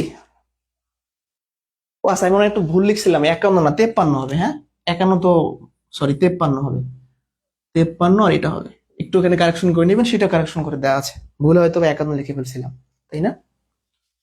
বুঝতে পারছি, 53 হবে, 51 না 53 হবে, একটু কারেকশন করে নেবেন। তাহলে ওই শীটটা আমরা মুখস্থ করে ফেলবো, এটা প্রশ্ন সলিউশন করতে করতে চলে আসবে। এখন মৌলিক সংখ্যা থেকে যে গুরুত্বপূর্ণ প্রশ্ন চলে আসছে, গুরুত্বপূর্ণ প্রশ্ন এই শীটের গুলো মোটামুটি পড়লেই কমন পাবেন, মানে এর বাইরে আসার সম্ভাবনা নেই। তারপর এই 4টা পড়লেই হয়েছে, বাইরে থেকে আসার সমস্যা নেই। যেমন আমাদের প্রথম কোশ্চেনটা দেখেন কত পরীক্ষাতে আসছে, 1 নাম্বার কোশ্চেন। আমরা এখন প্রশ্ন সমাধানে যাব। 1 থেকে 20 পর্যন্ত মৌলিক সংখ্যা কতটি, এটা আমরা চলে যাব। এখন আপনি গুণে গুণেও লিখতে পারেন, বাট আপনাকে একটা আমরা প্যাটার্ন দেখাই দিছিলাম যে 44 22 3 2 2 3 2 1। তার মানে এই 4 কি 1 থেকে 10, এই 4 কি 11 থেকে 20, তার মানে 1 থেকে 20 পর্যন্ত মৌলিক সংখ্যা হচ্ছে 4 4 8টা, অ্যান্সার হবে কি 8টা। এটা দেখে বলতে পারেন। আর আপনার যদি এভাবে ভালো না লাগে তাহলে কিভাবে করবেন, 2 3 5 7 11 13 17 19, তার মানে 1 থেকে 20 পর্যন্ত এই 8টা মৌলিক সংখ্যা আছে। আপনি গুণে গুণেও লিখতে পারেন, টেকনিক্যালি এই টেকনিকের সাহায্যে লিখতে পারেন, আপনার ইচ্ছা, তাই না? বুঝতে পারছি যে 51টা তো মানে ভুল কেন হলো, 51 তো হবে না, কারণ 3 17 51 না, 17 দিয়ে ভাগ যাচ্ছে, তাই না? 17 দিয়ে ভাগ যাচ্ছে, তাহলে তো হবে না, 53 হবে এটা। বুঝতে পারছি এটা কি হবে, 53 হবে। যাই হোক, নেক্সট কোয়েশ্চেনে যাব আমরা। পরীক্ষা এরকম প্রশ্ন আসে 1 থেকে 100 পর্যন্ত, তখন আমরা কি বলবো? 1 থেকে 100 পর্যন্ত আসলে আমরা বলে ফেলবো 2 নাম্বার কোয়েশ্চেন, 1 হতে 30, 1 হতে 30 পর্যন্ত কয়টি মৌলিক সংখ্যা আছে, আর না লিখলাম। যারা শীট পান নাই পেয়ে যাবেন। 1 হতে 30 বলছে, আপনি গণনা করেও বের করতে পারেন বা টেকনিক্যালি বের করতে পারেন। টেকনিক কি ছিল, 44 22 3 2 2 3 2 1, এটা ছিল, তাই না? এবার একটু খেয়াল করতে হবে আমাদের, 1 হতে 30 বলছে, 3 ঘর যাবেন, 4 4 2, 3 ঘর 3 10 30, মানে এটা হলো 1 থেকে 10 11 থেকে 20 21 থেকে 30, তার আমাদের অ্যান্সার কত, 10টা। এর মাধ্যমে আমরা বলে ফেলতেছি দ্রুত। বাট আপনি যদি গুণে গুণে বের করতে চান তাহলেও সম্ভব। কিভাবে সম্ভব দেখেন, 2 3 5 7 11 13 17 19 23 আর 29, তাহলে কয়টা হইলো, আমাদের হয়ে গেল হচ্ছে কয়টা বলে এখানে, 10টা। শেষ। বুঝতে পারছি। এবার এটা মজার ব্যাপার দেখেন, ম্যাথ করতে এসে আবার বাংলা পড়া লাগবে। আমরা বিভক্তি চিনি, হতে থেকে যেগুলো চিনি নাকি সবাই মোটামুটি জব পরিবেশন যারা নিচ্ছেন চিনেন।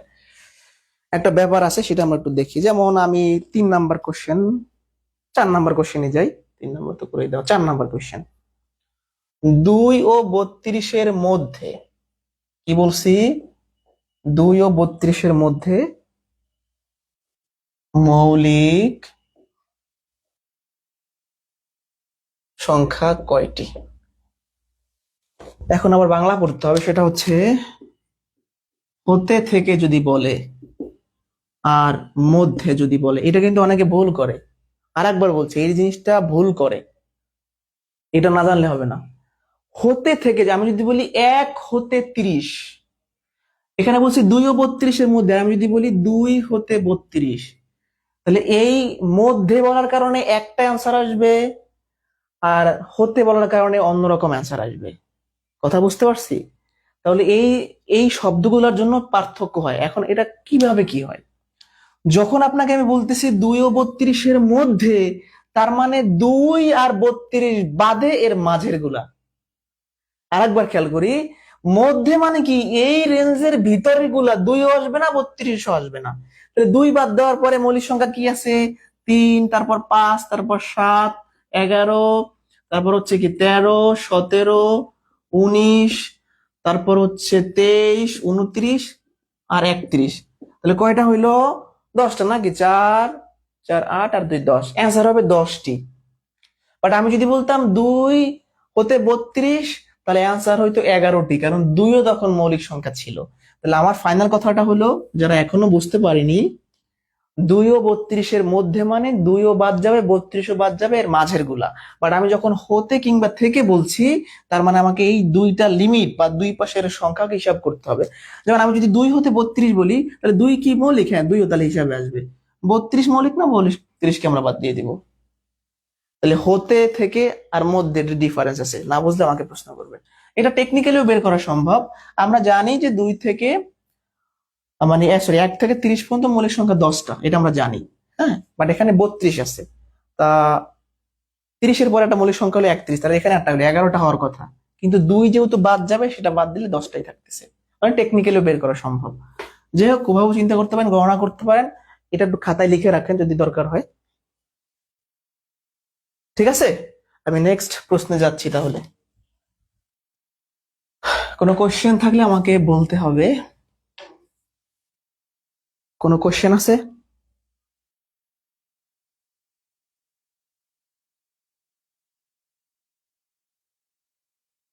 বুঝতে পারছি। এরপর চলে যাব 6 নম্বর প্রশ্নে। 22 সালের কোশ্চেন, নিচের কোনটি মৌলিক সংখ্যা? আগামী ক্লাসটা কিন্তু সবাইকে করতেই হবে, কারণ আগামী ক্লাসে আমরা খুব স্পেশাল একটা ব্যাপার, কঠিন একটা টপিক শিখবো। আর এরকম করে কোনো মানে আপনাদের বুম বাং বোঝানো দরকার নাই। মানে এটা কেন বলছি, একটু আমি কথাটা রিপিট করি। মানে আপনাদের যদি আজকে সংখ্যা না পড়াইয়া আমি যদি হচ্ছে আপনাদের শতকরা পড়াইতাম, তা ক্লাস তো স্যার সেই ভালো, এরকম বলতে পারতাম না, অনেক ভালো লাগতো। বাট আমার তো ওইরকম দরকার নাই, আমি A to Z সব পড়াবো, কঠিন ভালো সহজ সব থাকবে। মানে আপনাকে প্রথম ক্লাসে যে আমার সহজ টপিক পড়াইতে হবে এরকম টিচার আমি না। মানে সংখ্যা পদ্ধতি কিন্তু কঠিন না, মানে ব্যাপারটা হচ্ছে এখানে অনেক ব্যাপার চলে আসে। আমি শতকরা শুরু করলাম, শতকরা কাকে বলে বলার পরে কোশ্চেন সলিউশন শুরু, যে 9-এর কত শতাংশ 7 হবে, পড়ানো শুরু করে দিলাম। ওভাবে হবে না। আমি যখন A to Z পড়াবো মানে A to Z-ই পড়াবো, ওই একদম অঙ্ক থেকে শুরু করবো, চলতে থাকবে, লসাগু গসাগু ভগ্নাংশ দশমিক বর্গ বর্গমূল ট্রেনের অঙ্ক নৌকা স্রোত টানা চলবে। মানে কোনটা আগে কোনটা পরে রাজনীতি সব সিরিয়ালে যেতে হবে। ঠিক আছে, যাই হোক। আর বেসিক কোর্স কেন বলছি, আপনি যখন 1 থেকে 25টা ক্লাস করবেন, এই 25টা ক্লাসের মধ্যে অনেক বেসিক বিষয় চলে আসবে।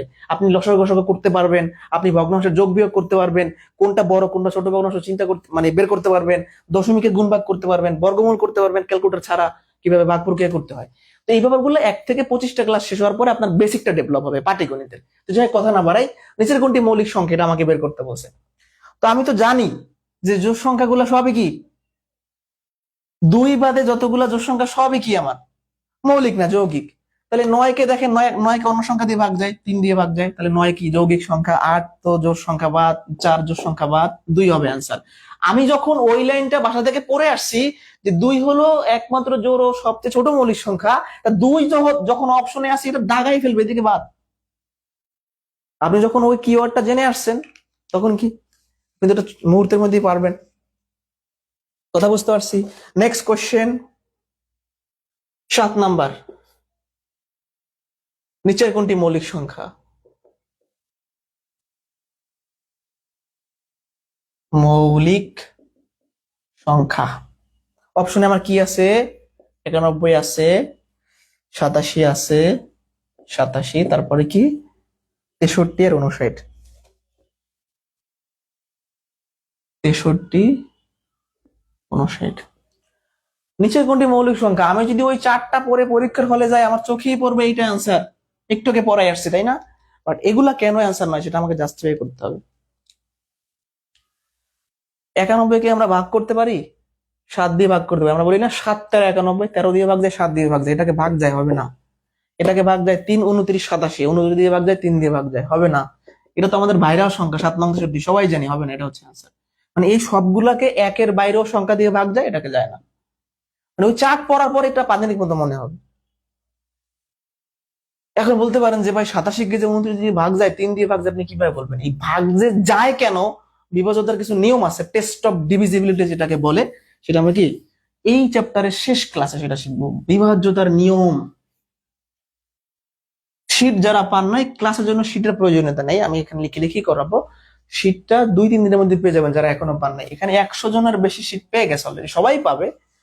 তারপরও এমন যদি কেউ এই কোর্সে এখনো থেকে থাকেন যে 15 দিন হয়ে গেছে, 10 দিন হয়ে গেছে, আপনি শীট পাচ্ছেন না, 8 দিন হয়ে গেছে শীট পাচ্ছেন না, আমাকে ফোন করবেন বা সরাসরি মেসেজ করবেন। আমি নেক্সট কোশ্চেনে যাচ্ছি, প্রশ্ন নাম্বার 8। মানে আজকের ক্লাস শেষ হইলেই মানে চলে যাবেন না, আগামী কালকের পড়া মানে ক্লাসের জন্য কি পড়া লাগবে সেটা আমি বলে দেবো, নাহলে হবে না।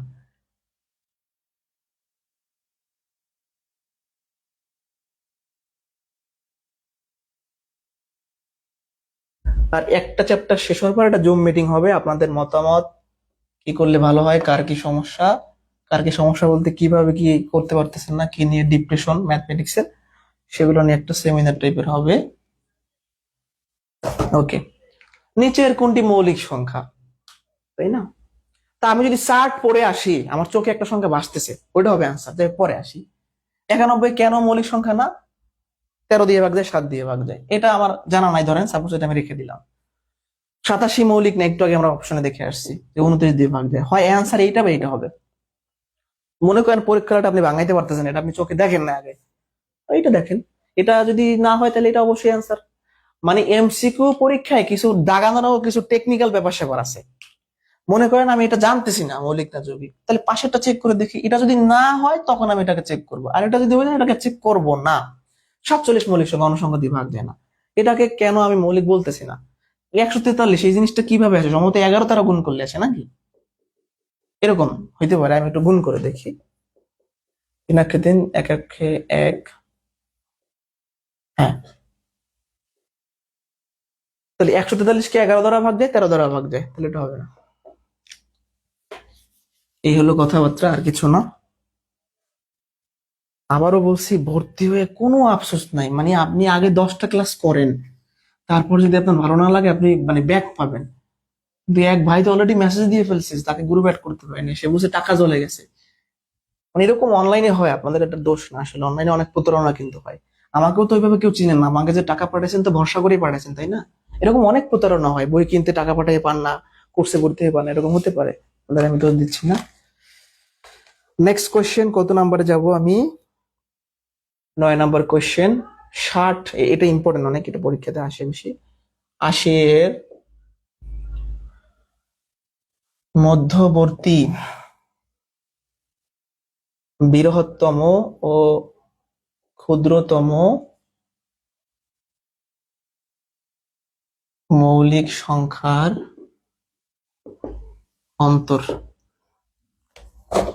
এখন বলছি কি, 60 ও 80 এর মধ্যবর্তী বৃহত্তম ও ক্ষুদ্রতম মৌলিক সংখ্যার অন্তর কত? মধ্যবর্তী বলছে না, মানে মাঝের। তাহলে 61 আর 80 বাদ দিয়া এর মাঝের যে মৌলিক সংখ্যা আছে তার মধ্যে আমরা সবচেয়ে বড়টা চুজ করব আর সবচেয়ে ছোটটা চুজ করবো, তারপর ডিফারেন্সটা বের করবো, তাই না?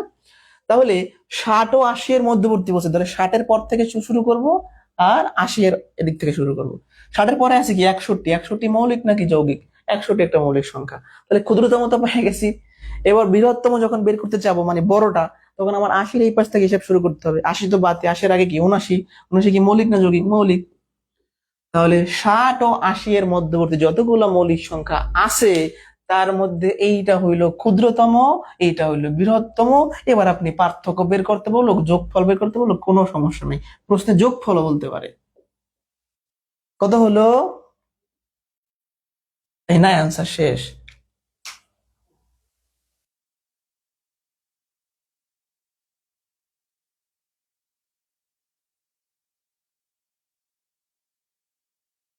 Next question. সবাই 11 নম্বর কোশ্চেনে লেখেন, ভেরি ভেরি ইম্পর্টেন্ট। যাদের কাছে শিট আছে তারা এখন লেখেন, যাদের কাছে শিট নাই পরবর্তীতে লিখবেন। 11 নম্বর কোশ্চেনে লিখবেন, যে কিছু কিছু কোশ্চেন আমি বলে দেবো, সেখানে একটু এটা দিয়ে রাখবেন, ভালো হবে। আর কালারিং পেন ইউজ করবেন। কোথায় গেল? আমি চলে যাব কত নম্বরে? 11 নম্বর। এটা খুবই ইম্পর্টেন্ট, ভেরি ভেরি ইম্পর্টেন্ট। 10 থেকে 60 পর্যন্ত, মানে সোজা কথা এই প্রথম অধ্যায়ের 5টা ক্লাস শেষ হওয়ার পরে জুম মিটিং। কি সমস্যা, কি পড়তা পড়া, মানে কেমন লাগতেছে, অর্থাৎ হচ্ছে কিনা সবকিছু তো জানতে হবে। আর ক্লাস না করলে কিন্তু গ্রুপ থেকে কখন বের হয়ে যাবেন আপনি নিজেও বুঝতে পারবেন না। আপনি কতক্ষণ পরে এসে দেখবেন যে আমি তো গ্রুপই নাই। ক্লাস না করলে আর পরীক্ষা না দিলে তার গ্রুপে থাকার কোনো সুযোগ নাই, মানে স্ট্রেট এটা নিয়ম আমাদের, যারা শীট পাইছেন লেখা আছে।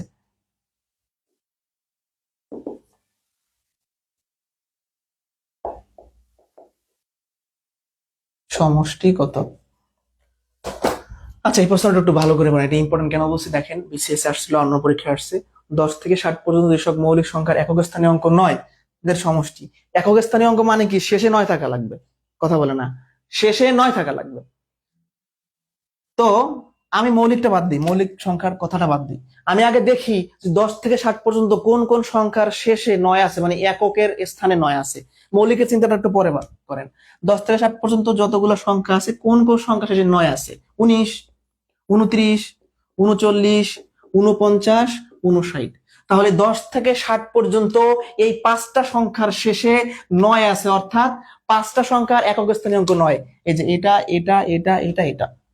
বাট এগুলার যোগফল চাই না, আমাকে মৌলিক বলছে। তাহলে আমাকে যেটা করতে হবে, এই 5টা সংখ্যার মধ্যে জাস্টিফাই করতে হবে কারা আসলে মৌলিক। ফার্স্ট অফ অল আমরা দেখতে পাচ্ছি 19 মৌলিক, 29 মৌলিক, এটা মৌলিক না, তাই না? 13 দিয়ে ভাগ যায়, 3 দিয়ে ভাগ যায়, 7 দিয়ে ভাগ যায়, মৌলিক, এটা মৌলিক। তাহলে 5টা সংখ্যা পাইছিলাম যাদের শেষে 9 ছিল বা এককে 9 ছিল, তাহলে আমাদের 3টা হচ্ছে আমাদের মৌলিক। 3টা যোগ করে দেন, কাহিনী শেষ।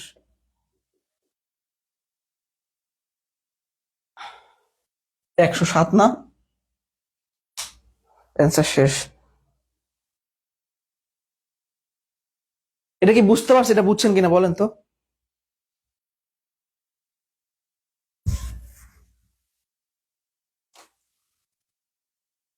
এটা কি বুঝতে পারছি আমরা?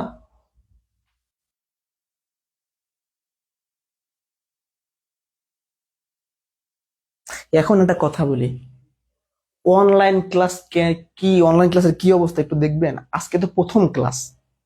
আমি ভালো পড়াই খারাপ পড়াই সেটা পরের ব্যাপার না, মানে প্রথম ক্লাসে তো যারা ভর্তিছে তারা সবাই থাকবে, তাই না?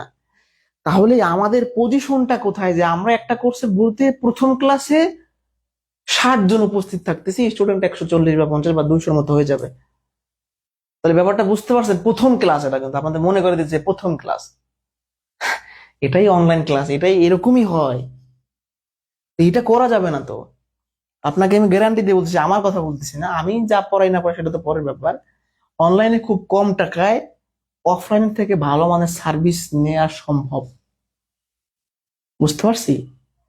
কিন্তু সেটা সবাই ব্যবহার করতে পারে না, সেটা আপনাকে ব্যবহার করা শিখতে হবে। অর্থাৎ আপনি একটা জায়গায় আমার কাছে ভর্তি হয়েছেন, আপনি আমার আগে সবগুলো ক্লাস করেন, তারপর দেখেন যে কি হয়। বা যে কোনো টিচারের কাছে পড়েন না কেন, সবগুলো ক্লাস করার চেষ্টা করেন। এটা এটা আপনার কাছে রিকোয়েস্ট আমার, আর কিছু না। ওকে, নেক্সট কোয়েশ্চেন।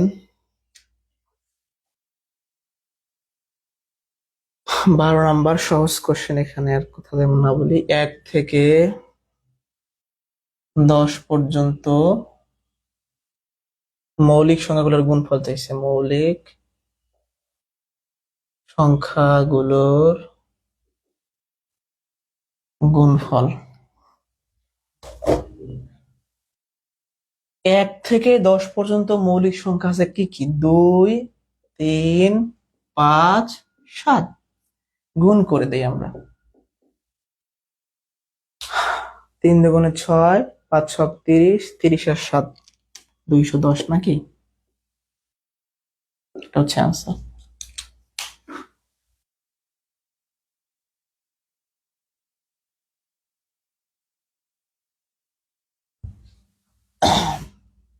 না, আমি এখনো মোটামুটি 5 বছরের মতো পড়াই, 4.5 বছর। এখনো ওইভাবে নেগেটিভ কিছু পাইনি, তবে জানি না আমি আসলে, সবার তো ফিডব্যাক পাওয়া যায় না।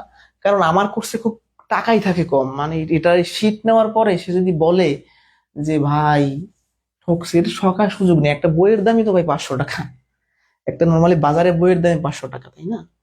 এটা বলে না, তারপর হইতে পারে, আমি শিওর জানি না, ওইভাবে পাই নাই। তারপরও সবার মন কিন্তু কখনোই জয় করা যায় না, আপনি কখনোই সবার মন জয় করতে পারবেন না। যে ক্লাসে আজকে অতিরিক্ত কথা বলতেছি, তো কথা বলা যাবে না, এমনি বোর হয়ে যাবেন। কারণ আমি ক্লাসে খুব বেশি ফানি বা কোনো কথাবার্তা তেমন একটা বলি না, খালি পড়াইতেই থাকি। সহমৌলিক আমাদের আজকের ক্লাসের লাস্ট টপিক। সহমৌলিক বা একটু যৌগিক সম্পর্কে আলোচনা করব। ক্লাস শেষে আমার 5 মিনিটের একটা আলোচনা আছে, পরবর্তী ক্লাসে কি লাগবে সেজন্য এটা শিট দিব আপনাদের। সহমৌলিক, যেটাকে ইংরেজিতে বলা হয় কো প্রাইম নাম্বার বা রিলেটিভলি প্রাইমও বলতে হয়।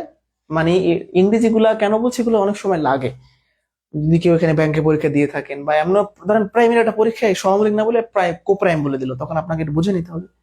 তো সহমৌলিক ইংরেজিটা হচ্ছে কো প্রাইম বা রিলেটিভলি প্রাইম। এটাকে আরেকটা নাম বাংলা হচ্ছে পরস্পর মৌলিক। তো এটা আমি যতটুকু ভালো সম্ভব সহজে বোঝাই। গসাগু এক, দুটি সংখ্যার গসাগু এক হলে তারা সহমৌলিক, দুইটা বা তিনটা যাই হোক, গসাগু এক হলে তারা সহমৌলিক। এটা একটু ভেঙে চুরে বুঝতে হবে, একটু কনফিউশন, টপিকটা খুব ছোট বাট কনফিউশন।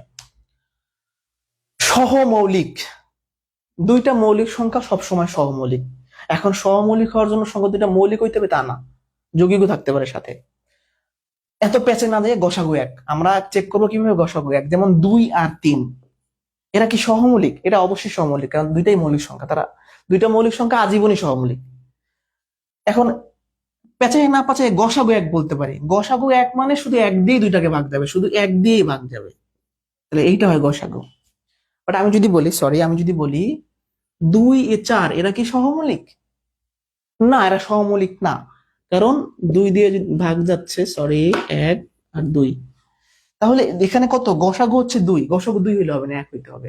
গসাগু 1, এই কথাটার মানে হচ্ছে শুধু 1 দিয়ে ভাগ যাবে সংখ্যাগুলোকে। আচ্ছা, আমি যদি বলি 11 এবং 14, এরা কি সহমৌলিক? এটা একটু বের করুন তো আপনারা, এটা একটু কমেন্টে বলেন এটা সহমৌলিক কিনা। ওই মৌলিক যৌগিক অত পেঁচার মধ্যে না যায়, গসাগু এক, এই কথাটা মাথায় থাকলে মৌলিক যৌগিক ওগুলো কোনো কিছু মনে রাখা দরকার নাই, শুধু এটা বলেন। এটা বলেন 11 আর 14 এটা সহমৌলিক কিনা।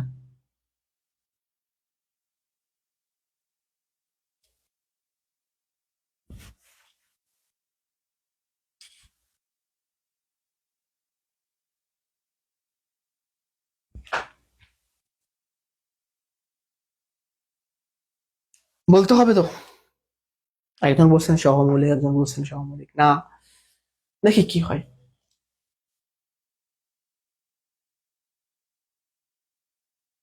সহমৌলিক হবে, ধন্যবাদ। দেখেন 11 আর 14কে শুধু 1 দিয়ে ভাগ যায়, অন্য কোনো সংখ্যা দিয়ে যায় না, গসাগু 1।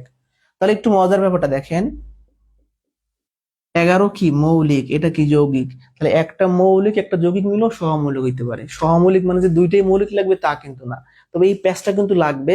এই প্যাচ দূর করার একটাই ট্রিক্স, গসাগু এক, আর কিছু আমি বলবো না, আর কিছু আমার মনে রাখার দরকার নাই। সহমৌলিক মাথায় আসার সাথে সাথে আমি দেখবো গসাগু এক কিনা।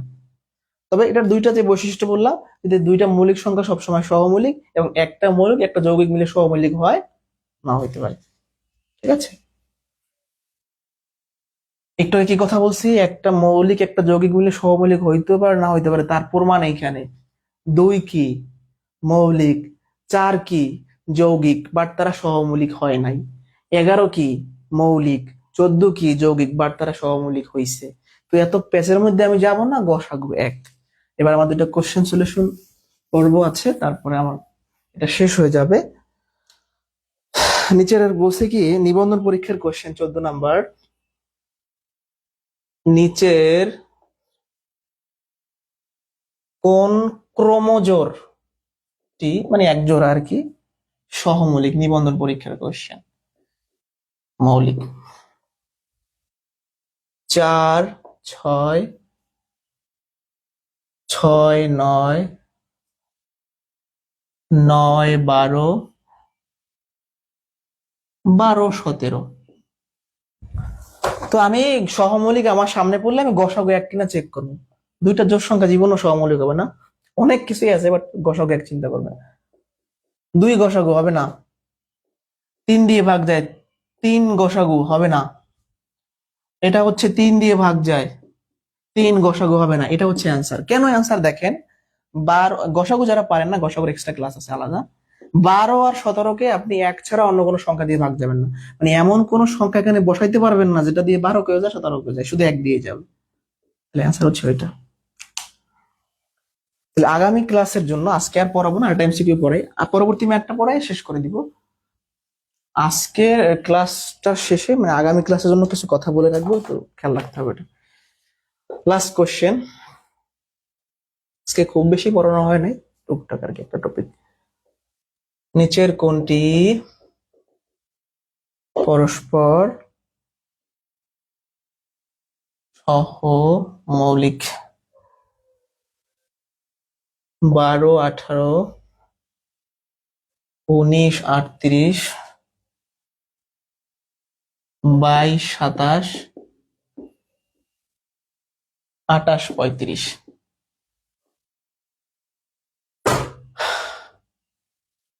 এই দুটো জোড় সংখ্যা, এটা জীবনও সহমৌলিক হবে না, অন্য সংখ্যা দিয়ে ভাগ যায়।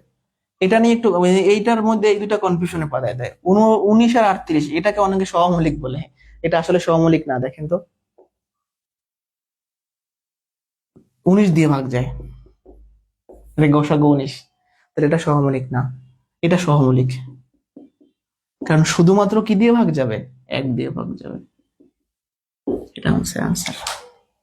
আর আরেকটা টপিক হচ্ছে যৌগিক সংখ্যা। মৌলিক মানে 1 ছাড়া অন্য সংখ্যা দিয়ে ভাগ যাবে না, যৌগিক মানে যাবে। 2, 4, 6, 8 এরা সবাই কি যৌগিক সংখ্যা। 9 যৌগিক সংখ্যা, মানে অন্য সংখ্যা দিয়ে ভাগ যাবে। যৌগিক সংখ্যা কাকে বলে? যৌগিক সংখ্যা, যৌগিক মানে কি? কম্পাউন্ড, কম্পাউন্ড নাম্বার বলতে পারেন। যাই হোক, যৌগিক সংখ্যা হলো 1 ছাড়া অন্য সংখ্যা দিয়ে ভাগ যায়, 1 এবং ওই সংখ্যা ছাড়া অন্য সংখ্যা দিয়ে ভাগ যায়। ব্যাপারটা হচ্ছে এরকম বলতে হবে, 1 থেকে বড় যে সকল স্বাভাবিক সংখ্যাকে 1 এবং ওই সংখ্যা ছাড়া অন্য সংখ্যা দিয়ে ভাগ যায়। যেমন 9 কে আপনি 1 দ্বারা ছাড়া 3 দিয়ে পারতেছেন। যেমন হচ্ছে 12 কে আপনি 1 দ্বারা পারেন, 2 দ্বারা পারেন, 4 দ্বারা পারেন, 3 দ্বারা পারেন, 6 দিয়ে পারেন, তাহলে অনেকগুলো সংখ্যা দিয়ে ভাগ যায়। এরা সবাই কি যৌগিক সংখ্যা। এই হলো আজকের ক্লাসের মুলতবি ঘোষণা। কিন্তু আগামী ক্লাসটা হচ্ছে কঠিন ক্লাস। আগেই ভয় দিচ্ছি তা না আপনাদের, মানে ব্যাপারটা হচ্ছে একটু প্রিপেয়ার হয়ে আসতে হবে। মানে মূল ও দমলক সংখ্যা এটা একটু কঠিন বিষয়, এটা অনেকেরই বুঝতে সুবিধা অসুবিধা হয়, বাট আমার ক্লাসটা করার পর আশা রাখছি সমস্যা দূর হবে, যতটুকু সম্ভব চেষ্টা করব। ওই ক্লাস বোঝার জন্য দুইটা বিষয় পড়তে হবে, পূর্ণবর্গ সংখ্যা, পূর্ণ ঘন সংখ্যা। এটা আমি কালকে পড়াবো, বাট আগে একটু জাস্ট একটা পিডিএফ দিব আপনাদের। পূর্ণবর্গ মানে এদেরকে বর্গ আকারে লেখা যায়, পূর্ণ ঘন মানে ঘন আকারে লেখা যায়। যেমন 2 এর স্কোয়ার করলে 4 হয়, 4 একটি পূর্ণবর্গ সংখ্যা, মানে 4 কে বর্গ আকারে লিখতে পারতেছি। বাট আমি যদি বলি 5 কি পূর্ণবর্গ? না, কারণ এমন কোন সংখ্যা নাই যার বর্গ করলে অ্যান্সার 5 আসে। 9 পূর্ণবর্গ, 3 এর স্কোয়ার করলে 9 হয়। বা পূর্ণ ঘন মানে কি? যেমন আমি লিখলাম 2 এর পাওয়ার 3 দিলে কত হয়? ঘন মানে পাওয়ার 3, 8। 8 কে পাওয়ার 3 আকারে প্রকাশ করা যায়। বাট আপনাকে যদি বলি 9 কি পূর্ণ ঘন? না, কারণ এমন কোন সংখ্যা নাই যার পাওয়ার 3 দিলে 9 আসবে। তো এই চার্ট গুলো আমাদের মুখস্থ করতে হবে। এই সংখ্যাগুলা মুখস্থ না, মানে এটা তো আমরা বের করতে পারি, বাট ওই চেহারা গুলা মুখস্থ থাকলে ভালো হয়। এটা আমি একটা পিডিএফ দিয়ে দিব, ছোট একটা পিডিএফ, অল্প এক পেজে, এটা আমি গ্রুপে, হোয়াটসঅ্যাপ গ্রুপে দিয়ে দিব আজকে ফ্রি হয়ে ইনশাল্লাহ। ওই বিষয়টা পড়ে তারপর আগামী ক্লাসে আসবেন। তো আজকে ক্লাস এ পর্যন্তই। ক্লাসে কথা বলতে গিয়ে বা লিখতে গিয়ে অনেক সময় ভুল ত্রুটি হইতে পারে, আপনাদের যদি কোনো ভুল চোখে পড়ে আপনারা কমেন্টে বলবেন। মানে আমি মানুষ, অবশ্যই আমার ভুল হইতে পারে। ওই যে 51 53 জায়গায় মানে 51 লিখে ফেলছিলাম, যাই হোক এরকম হইতে পারে, এটা ক্ষমা সুন্দর দৃষ্টিতে দেখবেন। আর আমি আমার সাধ্য যতটুকু আমার ভিতরে আছে, ম্যাথমেটিক্স এর যে বিষয়গুলো আমি জানি বা ছোটখাটো যতটুকু অভিজ্ঞতা, সেই অনুযায়ী আমি পড়ানোর চেষ্টা করব। আর শুধু ফাঁকিবাজি দেওয়ার কোনো এখানে সুযোগ নাই, আপনারা কেউ ফাঁকিবাজি করতে পারবেন না। হয় ক্লাস করবেন, গ্রুপে থাকবেন, আদারস থাকবেন না। কে ক্লাস ভিউ করে আর কে করে না সেটা কিন্তু আমরা দেখতে পাই। তো যাই হোক, ক্লাস কেমন লাগছে না লাগছে এগুলো রিভিউ নিব না, এগুলো দরকারও নাই। আগে ক্লাস করতে আসছেন, করতে থাকেন, তারপর দেখেন। একটা ক্লাস করে জাস্টিফাই করতে পারবেন না, আগে ক্লাস করেন। তাহলে আগামীকাল তো রুটিন অনুযায়ী ক্লাস আছে, আগামীকাল শনিবার না? ইনশাল্লাহ আপনাদের আগামীকাল কি পরবর্তী ক্লাস। রুটিন তো আমি দিয়েই দিয়েছি, শনি সোম বুধ, এটা তো ফিক্স। তাহলে আজকে কেন প্রথম ক্লাস নিলাম? কোর্সের শুরুতে আজকে প্রথম ক্লাস নিলাম কারণ শুক্রবার অনেকে ছুটির দিন, অফ ডে, ভালো করে একটু ক্লাস আসতে পারবে, তারা বুঝতে পারবে ক্লাস কিভাবে হয় না হয়, এই আর কি। শনি সোম বুধ রুটিন অনুযায়ী ক্লাস চলবে। অলরেডি কিন্তু 85 ক্লাস থেকে এক ক্লাস মাইনাস, এভাবেই হয়ে যায়, মানে অনলাইন ক্লাস শেষ হয়ে যায়, বাট আপনারা করতে পারেন না। তো যাই হোক, আজকে তো মনে হয় যে প্রথম ক্লাসের থেকে মাইক্রোফোনের সাউন্ডও ঠিক আছে। মাইক্রোফোনটা একটু মানে এলোমেলো ভাবে লাগানো ছিল, মানে একটু ঠিক করা হয়েছে। তো আশা করি এখন শব্দটা ক্লিয়ার। তারপরও মাইক্রোফোন সমস্যা, নেট সমস্যা, যেহেতু অনলাইন ক্লাস, কিছু আমাদের প্রতিবন্ধকতা থাকতে পারে।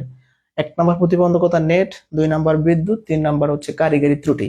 তো সেগুলো আমরা ওভারকাম করার চেষ্টা করব। আর যারা গ্রামে আছেন, অনেকের নেট সমস্যা হতে পারে, তারা কাইন্ডলি রেকর্ড ক্লাস দেখবেন। আমার মনে হয় না যে আমার রেকর্ড ক্লাস দেখলে কম সময় লাগে এবং বুঝতে অসুবিধা হইতে পারে। যদি এরকম কারো হয় যে আপনি রেকর্ড ক্লাস দেখছেন বুঝতে পারছেন না, তখন আমাকে টেক্সট করবেন, ইনশাল্লাহ আমি সেটা বোঝানোর চেষ্টা করবো। বাট মেসেজে কিন্তু ম্যাথ বোঝানো যায় না। দেখা গেছে আপনি রেকর্ড ক্লাস দিতেছেন, কোনোভাবে ওটা বুঝতেছেন না, তখন আমাকে বলতে পারেন। আগামী ক্লাসে আমি মূলত পড়াবো, ওটা দেখে আসতে পারেন। মানে ব্যাপারটা যেটা আমি বোঝাতে চাচ্ছি, যে একটা ক্লাসের আগে যেহেতু ওটার আমি ডকুমেন্টসটা দিয়ে দিছি আপনাকে, একটু যদি চোখে একবার দেখে আসেন আমার ক্লাসটা, আপনি 1 মিনিটে যদি যেটা বুঝতেন সেটা আপনি 50 সেকেন্ডে বুঝবেন, 10 সেকেন্ড আপনার আগে, মানে 10 সেকেন্ড বেঁচে থাকবে আপনার, এরকম একটা ব্যাপার। প্রিপেয়ার্ড হয়ে আসবেন, তাহলে ভালো হয়। আরেকটা কথা হচ্ছে, ওই শীটটা পেয়ে কি ক্লাস ভুলে যাবেন না। ওই শীটটা কিন্তু আপনার কাছে রাখা আমার আমানত। আপনি আমাকে 550 টাকা দিচ্ছেন মানে ওই শীট নিয়ে যা খুশি করতে পারবেন, ব্যাপারটা তা না। ওটা অনেক কষ্ট করে, চোখের পাওয়ার নষ্ট করে ওটা বানাইছি 2-3 বছর সময় নিয়ে। চেষ্টা করছি মোটামুটি গোছানোর জন্য, আরো আপডেট কাজ করতেছি। একটা বই আকারে প্রকাশ হবে, আজ হোক 5 বছর পরে হোক। অনেক অ্যানালাইসিস করে বানাইছি, ওটা আপনার কাছে আমানত হিসেবে থাকবে, আমানত রাখবেন। বাট আপনার এটা ইসের উপর ডিপেন্ড করে যে আপনি এটা কি করবেন না করবেন। মানে আমার যেটা বলার, আমার যেটা অধিকার, আমি সেটা বলতেছি। আর সবাই ভালো থাকবেন, পরবর্তী ক্লাসে ইনশাল্লাহ দেখা হবে আগামীকাল রাত 9টা 30-এ। ক্লাসের এক্সাক্ট টাইম 9টা 30। যদি কোনো কারণে লেট হয় আপনাদের সর্বোচ্চ ওয়েট করতে হবে 10 মিনিট। 10 মিনিটের মধ্যে আমি ক্লাসে না আসলে ক্লাস অফ হবে না, ক্লাস কখন হবে সেটা আমি জানাই দিব। অর্থাৎ ক্লাসের ফিক্স টাইম 9টা 30। অনেকে যেটা করে 9টা 30-এ না আসলে সাথে সাথে ফোন দেয়, এরকম করবেন না। আপনার কাছে রিকোয়েস্ট, 9টা 40 পর্যন্ত আপনার সর্বোচ্চ সময়সীমা, আপনি 40 পর্যন্ত অপেক্ষা করবেন। তারপর আমি ক্লাসে না ঢুকলে আমি আমার যেটা পোস্ট করার সেটা করে দিব, বা সমস্যা হলে বলে দিব ইনশাল্লাহ। তাহলে প্রথম ক্লাস হয়ে গেল, ছোট কিছু পড়াইছি, বেশি কিছু পড়াইতে পারি নাই। ক্লাসে পর্যায়ক্রমে আমরা বলতে থাকবো ইনশাল্লাহ। তাহলে ভালো থাকেন, পরবর্তী ক্লাসে দেখা হচ্ছে। কারো কোনো মতামত, কোনো মন্তব্য, তথ্য, কোনো কিছু জানা থাকলে আমাকে বলতে পারেন। ঠিক আছে, ভালো থাকেন। আপনাদের সাথে পরবর্তীতে আগামীকালকে দেখা হচ্ছে। আল্লাহ হাফেজ, শুভরাত্রি। আর যে কথাটা বলছি, আগামী ক্লাসে আসার আগে একটু দেখে আসেন, তাহলে সুবিধা হবে। আল্লাহ হাফেজ, আমি বিদায় নিচ্ছি আপনাদের থেকে আজকে। পরবর্তী ক্লাসে দেখা হবে। আর কোনো সমস্যা হলে সেটা আমাকে একটু শেয়ার করবেন কাইন্ডলি, মেসেজ করে হোক বা ফোন করে হোক। আল্লাহ হাফেজ। আর আরেকটা কথা বলি, আমি তো আজকে এগুলা পড়াইছি, আপনি একটু বাসায় রেস্ট করে একটু এটা আজকেই পড়ে নেবেন। মানে পড়াগুলো জমায় রাখবেন না। মানে আমার সাথে যারা চলতে পারবেন, মানে আমার সাথে চলা, যারা, যেটা বোঝাচ্ছি, মানে আমি যেরকম বলবো সেই নির্দেশনা একটু যদি চলতে পারেন আমার সাথে, বলতে আমি আজকে এটা শেষ করছি মানে আপনিও বাসায় এটা শেষ করবেন। আগামীকালকে মূলত শেষ করব। ওই ক্লাস কাটার পরেই 1 ঘন্টা রেস্ট করে, বা সকালে হোক যাই হোক, ওই মূলত নিয়ে যা প্রশ্ন আছে আপনি শুধু ওটা নিয়ে ঘাটাঘাটি করার চেষ্টা করবেন, দেখবেন ওটা নিয়ে আর জীবনের সমস্যা হবে না। যেমন আমি নিজেও কয়েকদিন আগে ভয়েস চেঞ্জ করছি, তাই না? তো 3-4টা বই নিয়ে মানে 2-3 দিন ধরে এটা নিয়ে অ্যানালাইসিস করছি, তারপর একটু পড়ার চেষ্টা করছি। ব্যাপারটা হচ্ছে আপনারাও এরকম করবেন। যে যেটাই পড়েন না কেন ওটা একটু অ্যানালাইসিস করার চেষ্টা করবেন, নেট হোক এই ভিডিও যাই হোক মিলে গেলে একটু ভালো করে পড়লে মানে ওটা সুবিধা হয় আর কি। যাই হোক, এত কথা বলে লাভ নাই, এটা কয়েকটা ক্লাস গেলেই বুঝতে পারবেন যে কিভাবে কি করতে হবে না করতে হবে। আর শীটের বিষয় আবারও ক্লিয়ার করে দিচ্ছি, এমন যদি কেউ থেকে থাকে যে 8 দিন 10 দিন হয়ে গেছে শীট পানায়, সে আমাকে নক করবেন, টেক্সট করবেন। বাট ব্যাপারটা হয় মানে শীটের ব্যাপারে আপনারা এমন মন্তব্য করেন অবাক হয়ে যায়। মানে আমি কিন্তু কুরিয়ারের কোনো এজেন্ট বা কুরিয়ারের লোক না, আমার দায়িত্বটা হচ্ছে আমি নিজেও না, আমি একজন এজেন্টের মাধ্যমে এটা পাঠাই আমাদের একজন লোকের সাহায্যে, তো সেটা ওটা পাঠাই দেয় কুরিয়ারে। এখন কুরিয়ার থেকে এমন হয় যে 10 দিন কুরিয়ারে পড়ে আসে, ফোন দেয় না, এরকম হতে পারে, বা নাম্বার ভুল হয়। কুরিয়ার লোক দেখেন না কিরকম কিরকম টাইপ করে, 1 সেকেন্ডের মধ্যে টাইপ করে ফেলে, তো অনেক সময় ভুল ত্রুটি হয়। শীটের ব্যাপারে যদি কোনো অভিযোগ থাকে আমাকে সরাসরি টেক্সট করবেন, বা ভালো হয় ফোন করতে পারেন, আমাকে পরিচয় দিবেন যে অমুক ব্যাচে আমি ভর্তিছি, এই সমস্যা। কারণ আপনার শীটটা তো পেতে হবে, নাহলে তো আপনি ওই মানে শীট না থাকলে কোনো প্রবলেম নাই, বাট আপনার মনে একটা ভয় থাকবে আমি শীট নাই, আমি ক্লাসে আসবো না আজকে। শীতের কোনো প্রয়োজনই নাই, শীট বাদ, আমি তো ক্লাসে সব লিখে লিখেই পড়াচ্ছি, আপনার শীট দেখতে বলছি আপনাকে আমি। তাহলে ওই শীট নাই এটা নিয়ে কোনো সমস্যা নাই, বাট ওইটা মনের মধ্যে একটা ভ্রান্তি থাকবে যে আমি মনে হয় শীট পাই না, আমি মনে হয় ক্লাস করতে পারবো না, ক্লাসের জন্য শীটের কোনো প্রয়োজনীয়তা নাই। ওটা আপনাদের একটা সহায়ক হিসাবে দিছি, নোট করা লাগবে না, এই গুছায়। ঠিক আছে, স্লোলি কথা বললে ভালো হয়, আর ম্যাথের সময় একটু স্লোলি বলবো, এমনি অনেক বেশি জোরে কথা বলতেছি। যাই হোক, ঠিক আছে, চেষ্টা করো পরবর্তীতে। আর আগামী ক্লাসে আগামীকাল রাত 9টা 30-এ দেখা হচ্ছে। এইগুলা পড়ে আসবেন, আমি একটু রেস্ট করেই আপনাদের এই ডকুমেন্টটা আমি দিয়ে দিব, ছোট একটা পিডিএফ। আল্লাহ হাফেজ। আর না দিলে একটু আমাকে টেস্ট করবেন কেউ। শুভরাত্রি।